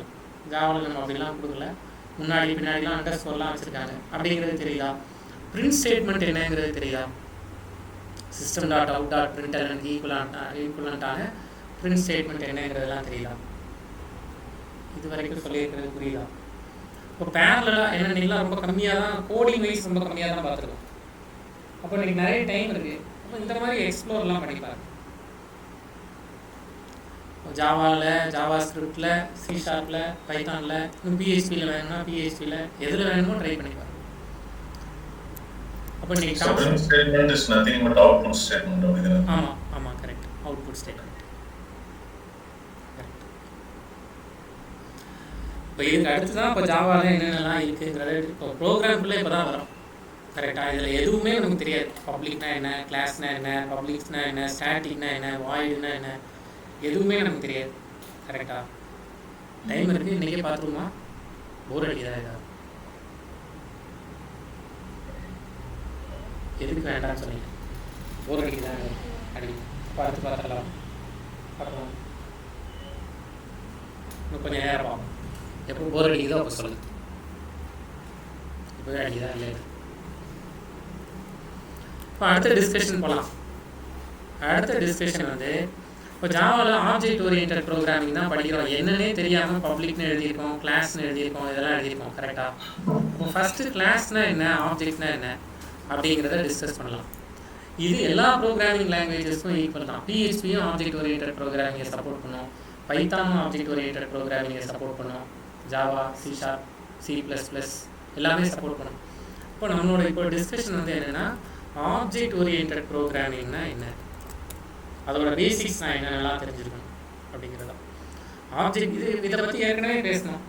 என்ன பேசணும் ஞாபகம் இருக்கா? ஒரு வந்தாரா அன்றைக்கி தெரில, சாட்டர்டே பேசணும். முடிஞ்ச வரைக்கும் எழுதி வச்சுக்கோங்க. எழுதுறத முடிஞ்ச வரைக்கும் வாசிங்க. நீங்கள் வாசிக்கிறது ரொம்ப நல்லா இருக்கும்.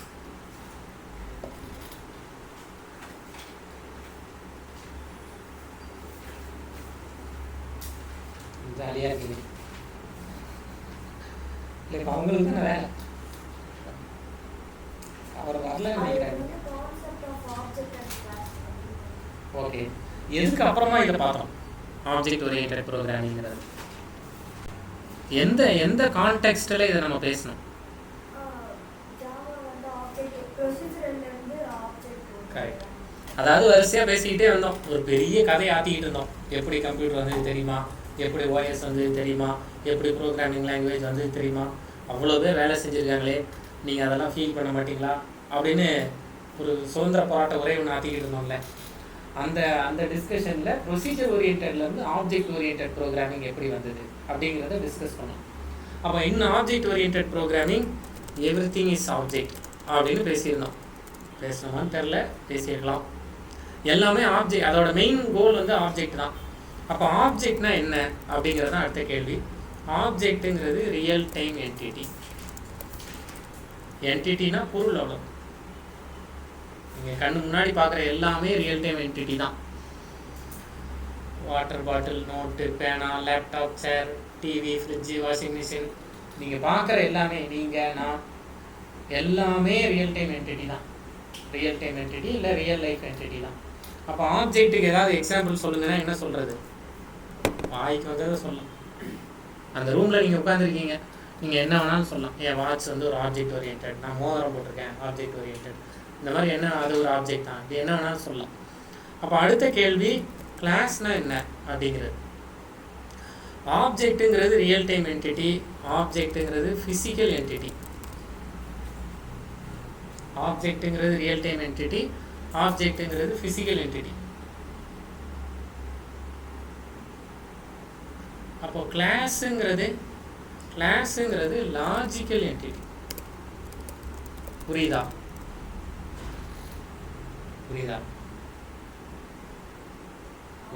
லாஜிக்கல் என்டிட்டினா என்ன? கரெக்டா? லாஜிக்கல் என்டிட்டிங்கிறது மேரேஜ் இன்விடேஷன்லாம் பார்த்துருக்கீங்கல்ல, அந்த கடைக்கெல்லாம் போயிருக்கீங்களா? மேரேஜ் இன்விடேஷன் அடிக்கிற கடைக்கெல்லாம் போயிருக்கீங்களா? நிறைய இன்விடேஷன்ஸ் வச்சுருப்பாங்க.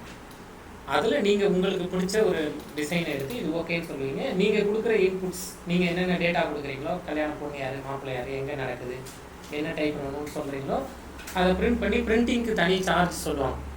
அந்த இன்விடேஷன், இந்த இன்விடேஷன் 15 ரூபா வரும் சார், 1000 இன்விடேஷன்னா 15,000 ரூபா வரும், பிரிண்ட் பண்ணுறதுக்கு ஒரு 4,000 ரூபா வரும், மொத்தமாக 19,000 ரூபா வரும், இப்படி பேசுவோம்.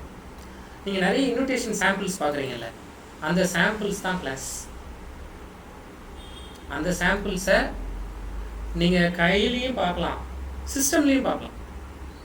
இப்போ நீங்கள் ஆன்லைனில் பார்த்து ஆர்டர் பண்ணுறீங்கள, ட்ரெஸ் எல்லாம் ஆன்லைனில் பர்ச்சேஸ் பண்ணுறீங்கள, அப்போ சிஸ்டமில் அந்த டிசைன் ஓகேன்னு ஆர்டர் பண்ணுறீங்க. அதை நீங்கள் ரியலாக நேரில் எடுத்து பார்க்க முடியாது. லாஜிக்கலாக இந்த கலர் பிடிச்சிருக்கு, இந்த டிசைன் பிடிச்சிருக்கு, இந்த சைஸ் எனக்கு ஓகே அப்படின்னு லாஜிக்கலாக ஒரு டிசிஷன் வரீங்க, அதை ஆர்டர் போடுறீங்க. கையில் உங்களுக்கு டெலிவரி ஆகுது இல்லை, அது ரியல் டைம் என்டிட்டி. ஆனால் நீங்கள் ரியல் டைம் என்டிட்டியவே பார்க்கல, லாஜிக்கல் என்டிட்டியை பார்த்து ரியல் டைம் என்டிட்டியாக வாங்குறீங்க. கரெக்டு தானே? அப்போ அதுதான் லாஜிக்கல் என்டிட்டி. அதாவது லாஜிக்கல் என்டிட்டியை என்ன சொல்லுவாங்கன்னா, logical entity class is a template அப்படின்னு சொல்லுவாங்க. Class is a template or blueprint அப்படின்னு சொல்லுவாங்க. நீங்கள் ஒரு டிசைன் பண்ணுறீங்க, நீங்கள் ஒரு ஃபோட்டோஷாப் பண்ணிவிட்டு இந்த டிசைன் ஓகேவா சார் அப்படின்னு கேட்குறீங்கல்ல, ப்ளூ பிரிண்ட் ஆஃப் ஆப்ஜெக்ட். இந்த மாடல் ஓகேவா அப்படின்னு கடைக்காரர் உங்களை கூப்பிட்டு கேட்பார்ல. இந்த ஃபோட்டோ பாஸ்போர்ட் சைஸ் ஃபோட்டோ எடுக்கிறீங்க, கட் பண்ணுவார், நமக்கு கலர்லாம் அடிப்பார், அடிச்சுட்டு இது ஓகேவா அப்படின்னு கேட்பாரு. நம்ம ஓகே சொன்னோடனே பிரிண்ட் கொடுக்குறாருல, அவர் காட்டுறாருல ஸ்க்ரீனில், அதுதான் கிளாஸ். அதாவது கிளாஸில் இருந்து தான் ஆப்ஜெக்ட் வருது. கிளாஸுக்கும் ஆப்ஜெக்ட்டுக்குமான கனெக்ஷன். கிளாஸுங்கிறது ஒரு லாஜிக்கல் என்டிட்டி. அதாவது கிளாஸுங்கிறது நீங்கள் ஒரு டேரக்டர் ஆகணும்னு நினைக்கிறீங்கன்னா உங்கள்கிட்ட இருக்கிற ஒரு ஐடியா, ஒரு மூவி ஸ்க்ரீன் பிளே தான் உங்களோட லாஜிக்கல் என்டிட்டி. ஆக்சுவல் மூவி அதோட ஃபிசிக்கல் என்டிட்டி. அப்போ ஆப்ஜெக்ட்டுக்கும் கிளாஸுக்குமான கனெக்ஷன் என்ன அப்படின்னா, object represents class.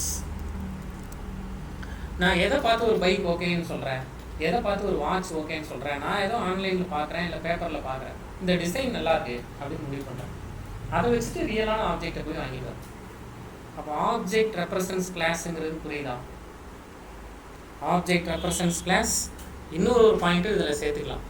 Object represents class இதில் என்ன கொடுத்துருப்பாங்கன்னா, ஆப்ஜெக்ட் இஸ் இன்ஸ்டன்ஸ் ஆஃப் கிளாஸ்னு கொடுத்துருப்பாங்க. இன்ஸ்டன்ஸ் அப்படிங்கிறதுக்கு சாம்பிள்னு மீனிங் வச்சுக்கலாம்.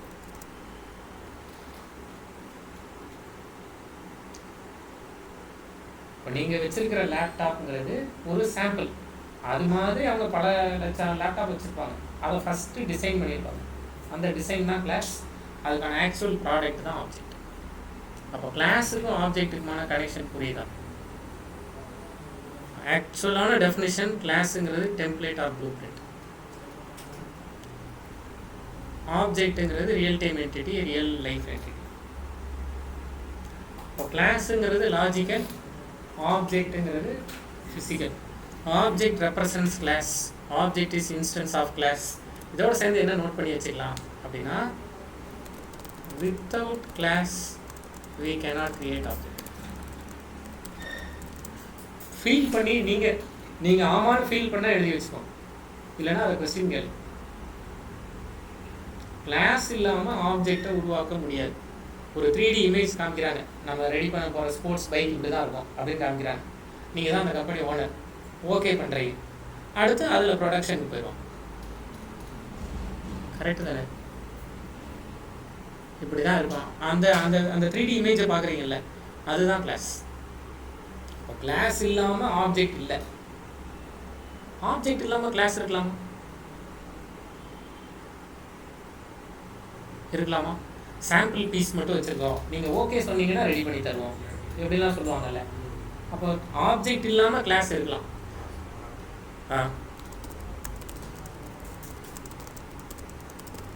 இப்படி எழுதிக்கலாமா? Without class we cannot create object. ஆனால் கிளாஸ் இல்லாமல், ஆப்ஜெக்ட் இல்லாமல் கிளாஸ் இருக்கலாம். பின்னாடி நீங்கள் அதுக்கான ஆப்ஜெக்ட்ஸை நீங்கள் கிரியேட் பண்ணலாம்.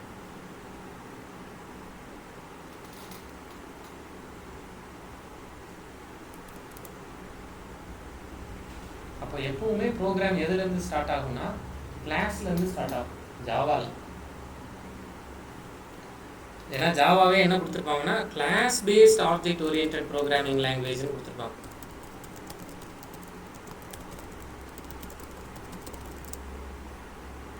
போய் பார்ப்போம்.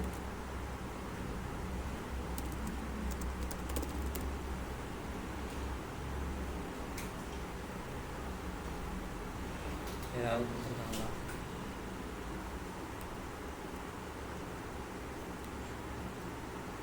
சும்மா ஜாவா பற்றி தானே படிச்சுட்டு இருக்கோம். Java is a high level class based object oriented programming. class based. அப்போ ஆப்ஜெக்ட் ஓரியன்டட் ப்ரோக்ராமிங் வேற, class based object oriented programming வேறையா? இல்லை ரெண்டும் ஒன்று தானா? அப்படி ஒரு டவுட் வந்துடுதுல்ல. ஹை லெவல் புரிஞ்சிருச்சுல, அதை பற்றி முன்னாடியே பேசிட்டோம். ஆப்ஜெக்ட் ஓரியன்டட் ப்ரோக்ராமிங்கும் புரிஞ்சிருச்சு.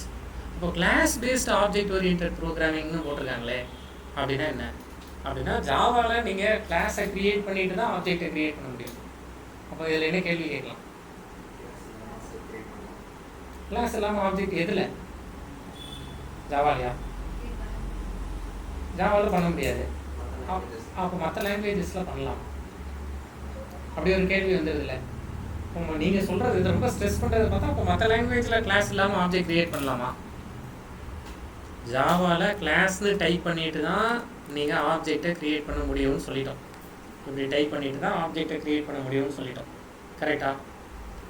மற்ற லாங்குவேஜஸில் ஃபார் எக்ஸாம்பிள் பைத்தான் மாதிரியான லாங்குவேஜஸில் கிளாஸை டேரெக்டாக இங்கே சொல்லணுங்கிற தேவையில்லை.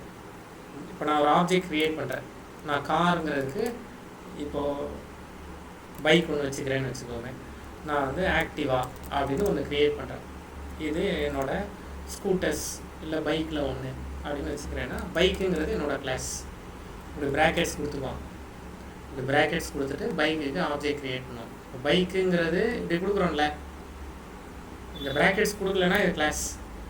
ப்ராக்கெட்ஸ் கொடுத்துட்டிங்கன்னா இது பைக்கோட ஆப்ஜெக்ட். அந்த பைக்கோட ஆப்ஜெக்ட்டுக்கு நம்ம என்ன பேர் வச்சுக்கிறோம்? ஆக்டிவான்னு பேர் வைக்கிறோம். இப்படி டைரெக்டாக பைத்தானில் கொடுக்கலாம். ஜாவாவில் இப்படி கொடுக்க மாட்டேன். ஜாவா அப்போ பைக்குங்கிற கிளாஸ் ஆல்ரெடி இருக்கணும். இருந்தால் தான் ஆக்டிவான்னு ஒன்று க்ரியேட் பண்ண முடியும். ஆல்ரெடி இருக்கிறத மென்ஷன் பண்ண மாட்டாங்க பைத்தானில். ஜாவாவில் இங்கே மென்ஷன் பண்ணியே ஆகணும். ஆரம்பிக்கிற லைன்லேயே கிளாஸ்னு ஆரம்பிச்சே ஆகணும். பைத்தானில் அப்படி கிடையாது. வேறு எங்கேயாவது எழுதி வச்சுட்டு இங்கே எடுத்து யூஸ் பண்ணிக்கலாம். அதுதான் class based object orient programming language அப்படிங்கிறது. அப்போ நமக்கு இப்போ ஆப்ஜெக்ட்னா என்னென்னு தெரியும், கிளாஸ்னால் என்னென்னு தெரியும். கரெக்டாக? இப்போது இந்த ஆப்ஜெக்டை எப்படி டிஸ்கிரைப் பண்ணுறது? இப்போ உங்களுக்கு தெரிகிற ஏதாவது ஒரு ஆப்ஜெக்டை சொல்லுங்கள். ஆளுக்கு ஒரு ஆப்ஜெக்ட் சொல்கிறீங்களா? கேட்டா நீங்கள் laptop. Super. Note, mobile, note, table, fan, water bottle. இப்போ இதில் எனக்கு ஒரு டவுட். இப்போ இவங்க நோட்டு காணாமல் போயிடுச்சுன்னு வச்சுக்கோம். நோட் வந்து ஒரு ஆப்ஜெக்ட் தானே. நம்மக்கிட்ட வந்து என்ன சொல்லி கேட்பான்? என்னென்னலாம் சொல்லி அந்த நோட்டு காணாமல் போயிடுச்சு, எங்கே வச்சாங்கன்னு ஞாபகம் இல்லை. ஆனால் 4-5 ரூமில் வேறு ரூமில் நிறைய நோட்டு இருக்குது. இவங்க என் நோட்டை காணும்னு சொல்கிறாங்க. நம்ம என்னென்னலாம் அவங்ககிட்ட கேட்போம்? எப்படி இருக்கும்னு கேட்போமா? சரி, என்ன சொல்லுவாங்க? நோட்டு மாதிரி இருக்குன்னு சொல்லுவாங்க. அதான் அவங்க சொல்கிறாங்க. இல்லை, கரெக்டு தான். என்னென்னலாம் சொல்லுவீங்க? ஒரு நோட்டு காணாமல் போயிடுச்சு, என்னென்னலாம் சொல்லி கேட்பீங்க? என்ன கலர் அட்டை வந்து என்ன கலரில் இருக்கும்? அது வந்து க்ரீன் கலரில் இருக்கும். எங்கே வச்சுட்டு போனீங்க? எங்கே வச்சேன்னு மறந்துடுச்சு, அதனால தானே கேட்குறேன். அப்படின்னா என்ன சொல்லுவீங்க? என்ன பேர் எழுதியிருக்கோம்? வேறு என்னென்னலாம் கேட்கலாம்? Ruled NOTA, unruled NOTA, long size NOTA இல்லை சின்ன நோட்டா, உள்ளே ஏதாவது எழுதியிருப்பீங்களா? கரெக்டு தானே? அப்போது இதெல்லாம் அவங்க சொல்லிகிட்டே வராங்க. இது வந்து long size note, Classmate brand, கிட்டத்தட்ட ஒரு 80 பேஜஸ் அளவு திக்னஸ் இருக்கும். க்ரீன் கலரில் வெளியில் வந்து ஒரு குதிரை படம் போட்டு, க்ரீன் கலர் ஒரு புல்லில் வந்து குதிரை மேய்ஞ்சிட்டு இருக்கிற மாதிரி வெளியில் வந்து ஒரு அட்டை போட்டிருக்கோம். உள்ள ஃபஸ்ட் பேஜில் நான் என்னோடய பேர் எழுதியிருப்பேன். ஒரு 2-3 பக்கம் தான் எழுதியிருப்பேன். இதெல்லாம் டீட்டெயில் பண்ண நீங்கள் இப்போ நோட்டை தேடுறதுக்கு வசதியாக இருக்குது. இதை டீட்டெயிலே பண்ணலைன்னா கண்டுபிடிக்கிறது கஷ்டம். அப்போது ஒரு ஆப்ஜெக்டை பற்றின டீட்டெயில்ஸ் இருக்குல்ல, அதுதான் அந்த ஆப்ஜெக்டோட ப்ராப்பர்ட்டிஸ். அதெல்லாம் சொல்ல ப்ராப்பர்ட்டிஸ், ஆஸ்பெக்ட்ஸ், என்ன வேணாலும் பேர் வச்சுக்கோங்க. ஒரு ஆப்ஜெக்டை பற்றி உங்ககிட்ட சொல்ல நீங்கள் அவர் யாருங்கிற இமேஜினேஷனுக்கு வந்துடுவீங்க. இந்த படத்தில் நடிச்சிருக்காருல, நமக்கு இந்த மாதிரிலாம் பேசுவோம்ல, அந்த படத்தில் நடிச்சிருக்காருல, இந்த படத்தில் நடிச்சிருக்காருல. மகாராஜா படம் பார்த்துட்டிங்களா? மகாராஜாவில் வந்து வில்லனாக ஒருத்தர் நடிச்சிருப்பார்ல, அதில் நிறைய படத்துலலாம் கூட காமெடியனாக வந்திருப்பாரு. யாரை சொல்கிறோம்? மகாராஜா பார்க்கலையா? சைனாலலாம் ரிலீஸ் ஆயிடுச்சுங்க. இது இந்தியாவிலேயே பார்க்க, சைனாவில் ரிலீஸ் ஆயிடுச்சுல்ல. சிங்கப்புலி, கரெக்ட். சிங்கப்புலி தெரியுமா? சிங்கப்புலி அவர் என்னங்க சிங்கப்புலி தெரியாதுங்கிறீங்க? வேறு அஜித் வச்செல்லாம் ஒரு படம்லாம் டைரக்ட் பண்ணியிருக்காருங்க. டைரக்டர் மாயாவி, ரெட் மாயாவியோட டைரக்டர். ஃபோட்டோ இருக்கும்னு நினச்சிருந்து வந்தேன். இவர் பார்த்துருக்கீங்களா? இவர் தான் மகாராஜாவில் வில்லனாக இருப்பார்.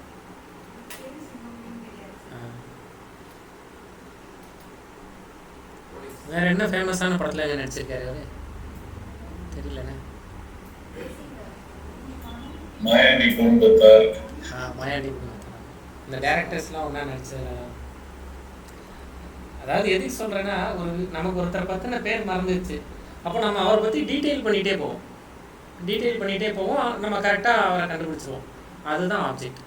அப்போ ஆப்ஜெக்ட்னு எடுத்துட்டோம்னா, ஆப்ஜெக்ட் எப்படி டீட்டெயில் பண்ணலான்னா, ஒன்று அதோட ப்ராப்பர்ட்டிஸை சொல்லி டீட்டெயில் பண்ணலாம், அதோட ஆக்ஷன்ஸ் எல்லாம் சொல்லலாம். நம்ம சொல்லலாம்.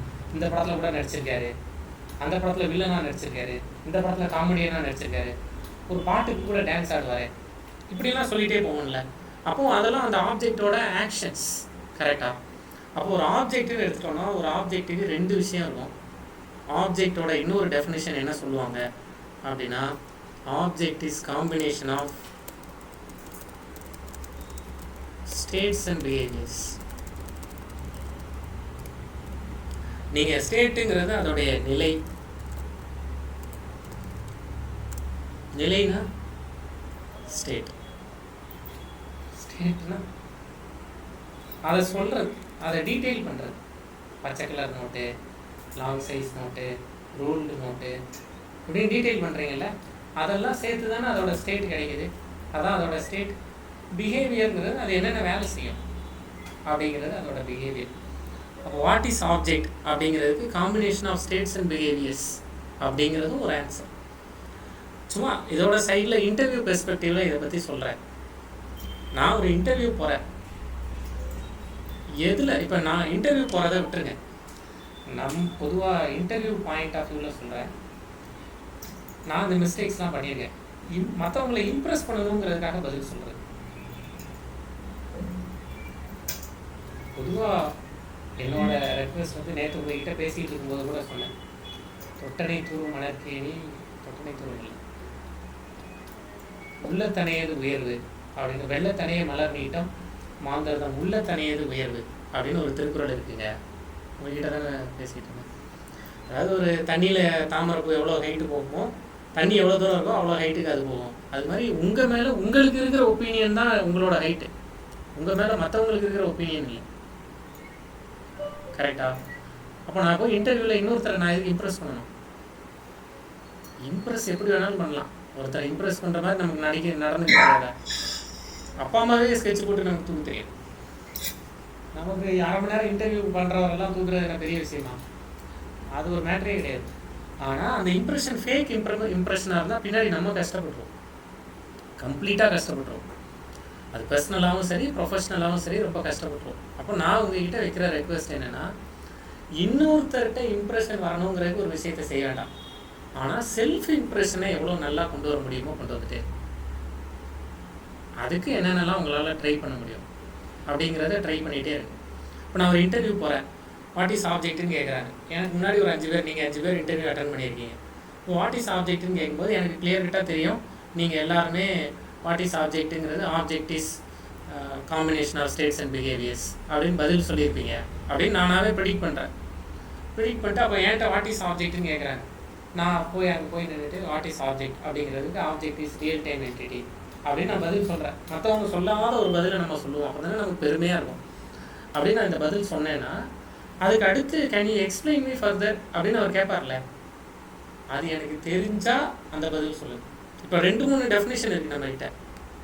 Real time entity, physical entity, combination of states and behaviours, instance of class, இந்த மாதிரி. கரெக்டாக?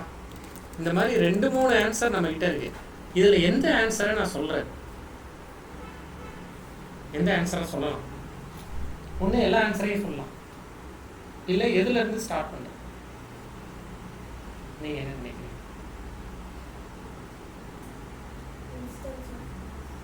ஏன்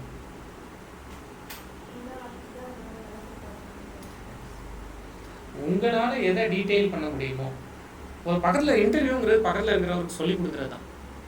உங்கள் பக்கத்தில் ஒருத்தர் வந்து உட்காந்துக்கிறாரு, ஆப்ஜெக்ட்னா என்ன அப்படின்னு கேட்குறாரு. அவர்கிட்ட போய் பில்டப்பாக ரெடி பண்ணிகிட்டு இருப்பீங்க, ஆப்ஜெக்ட்னா என்ன தெரியுமா அப்படின்னு பில்டப்பாக கொடுத்துட்டு இருப்பீங்க.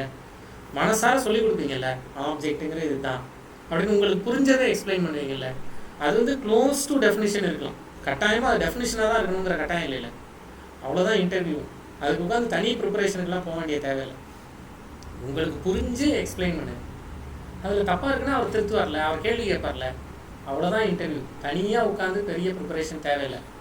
ஒருவேளை அதை இங்கிலீஷில் சொல்கிறதுக்கான ப்ரிப்பேர் பண்ணிக்கோங்க, ஏன்னா அந்த ஃப்ளோ கிடைக்காதுல்ல. அதை ப்ரிப்பேர் பண்ணிக்கோங்க, அதை டெய்லி பண்ணிக்கோங்க. கடைசி நாளில் இங்கிலீஷில் பேச வராது. டாக்குமெண்ட்ஸை டெய்லி ப்ரிப்பேர் பண்ணி வச்சுக்கோங்க. அப்போ இதில் எதை சொல்கிறது, இன்டர்வியூ ப்ரிப்பரேஷனுக்கு மட்டும் சொல்கிறேன். இன்டர்வியூ ப்ரிப்பரேஷனுக்கு ஃபைனல் டே ப்ரிப்பரேஷனுக்கு ஒர்க் அவுட் ஆகாது. அது ஒர்க் அவுட் ஆகாது இன்டர்வியூக்கு. ஏன் ஒர்க் அவுட் ஆகாது? ஃபைனல் டே ப்ரிப்பரேஷன் நமக்கு செமஸ்டர் ப்ரிப்பேர் பண்ணி தான் பழக்கம்.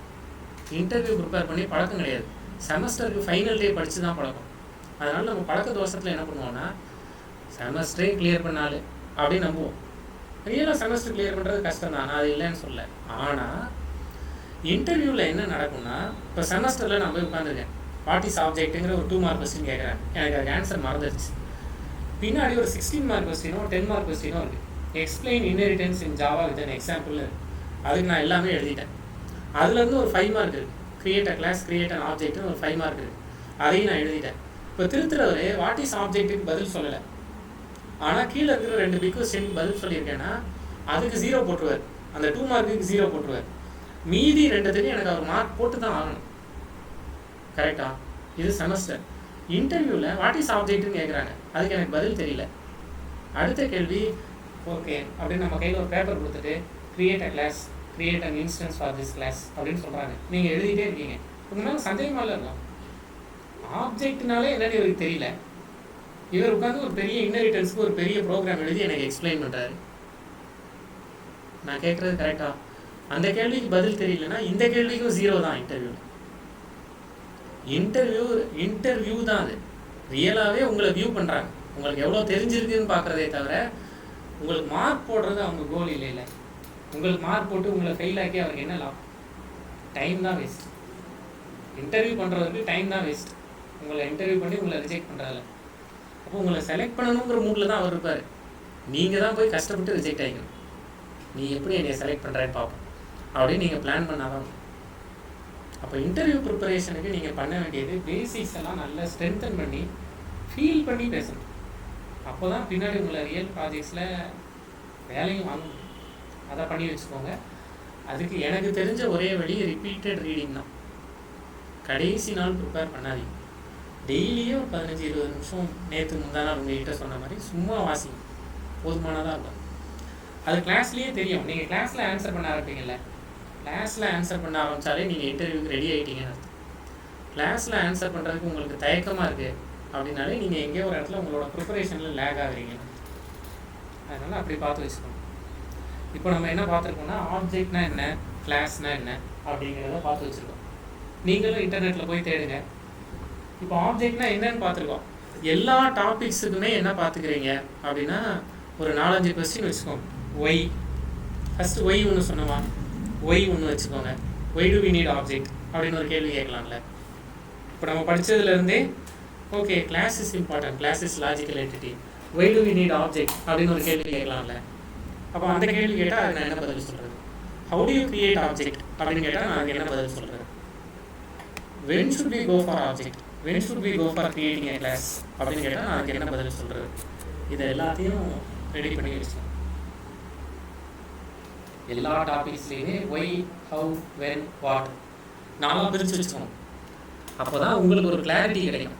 ஒருவேளை இந்த 4ல் ட்ரெயினர் ஏதாவது ஒரு பாயிண்ட்டை சொல்லாமல் விட்டுட்டார், ஒய், வென், ஹவு, வாட்டை சொல்லாமல் விட்டுட்டாருன்னா நீங்கள் கேட்கலாம்ல. ஃபஸ்ட்டு கொஸ்டின் ஒய் தான், அடுத்தது வாட், அடுத்தது ஹவு வச்சுக்கலாம், அடுத்தது வென் வச்சுக்கலாம். எல்லா டாபிக்ஸ்லேயும் அதை போய் பாருங்க. அப்போ இப்போ நம்ம படிச்சிருக்கிறது ஆப்ஜெக்டையும் கிளாஸையும் பற்றி பார்த்துருக்கோமா? கரெக்டா? ஆப்ஜெக்டையும் கிளாஸையும் பற்றி பார்த்துருக்கோம். அப்போ ஆப்ஜெக்டையும் கிளாஸையும் பற்றி பார்த்துருக்கிறதுல இந்த 4 கொஸ்டினுக்கும் இன்டர்நெட்டில் ஆன்சர் இருக்கா? டைரெக்டாக ChatGPT போக வேண்டாம். வேறு சைட்ஸ் பாருங்கள், அந்த சைட்டெல்லாம் ரெஃபர் பண்ணி dev.toல எழுத ஆரம்பிச்சிட்டிங்களா?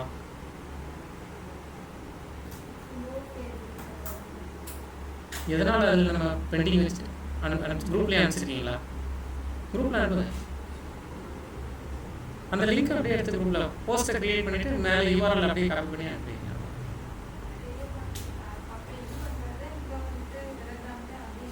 டெலிகிராமில் அந்த லிங்க்கை ஷேர் பண்ணுங்கள். dev.toல எழுதிப்பீங்களா, அந்த லிங்க்கை டெலிகிராமில் ஷேர் பண்ணுங்கள். மற்றவங்களும் மோட்டிவேஷனாக இருக்கும். இல்லைன்னா அந்த குரூப்பே வந்து ஏதோ ட்ரெயினர் மெசேஜ் போடுறது மாதிரி இருக்கும். இன்றைக்கி கிளாஸ் வரல, இன்றைக்கி நான் லேட்டாக வருவேன், ட்ரெயினர் மெசேஜ் போடுறதுக்கு ஒரு குரூப் க்ரியேட் பண்ண மாதிரி இருக்கும். பண்ணிக்கலாம்.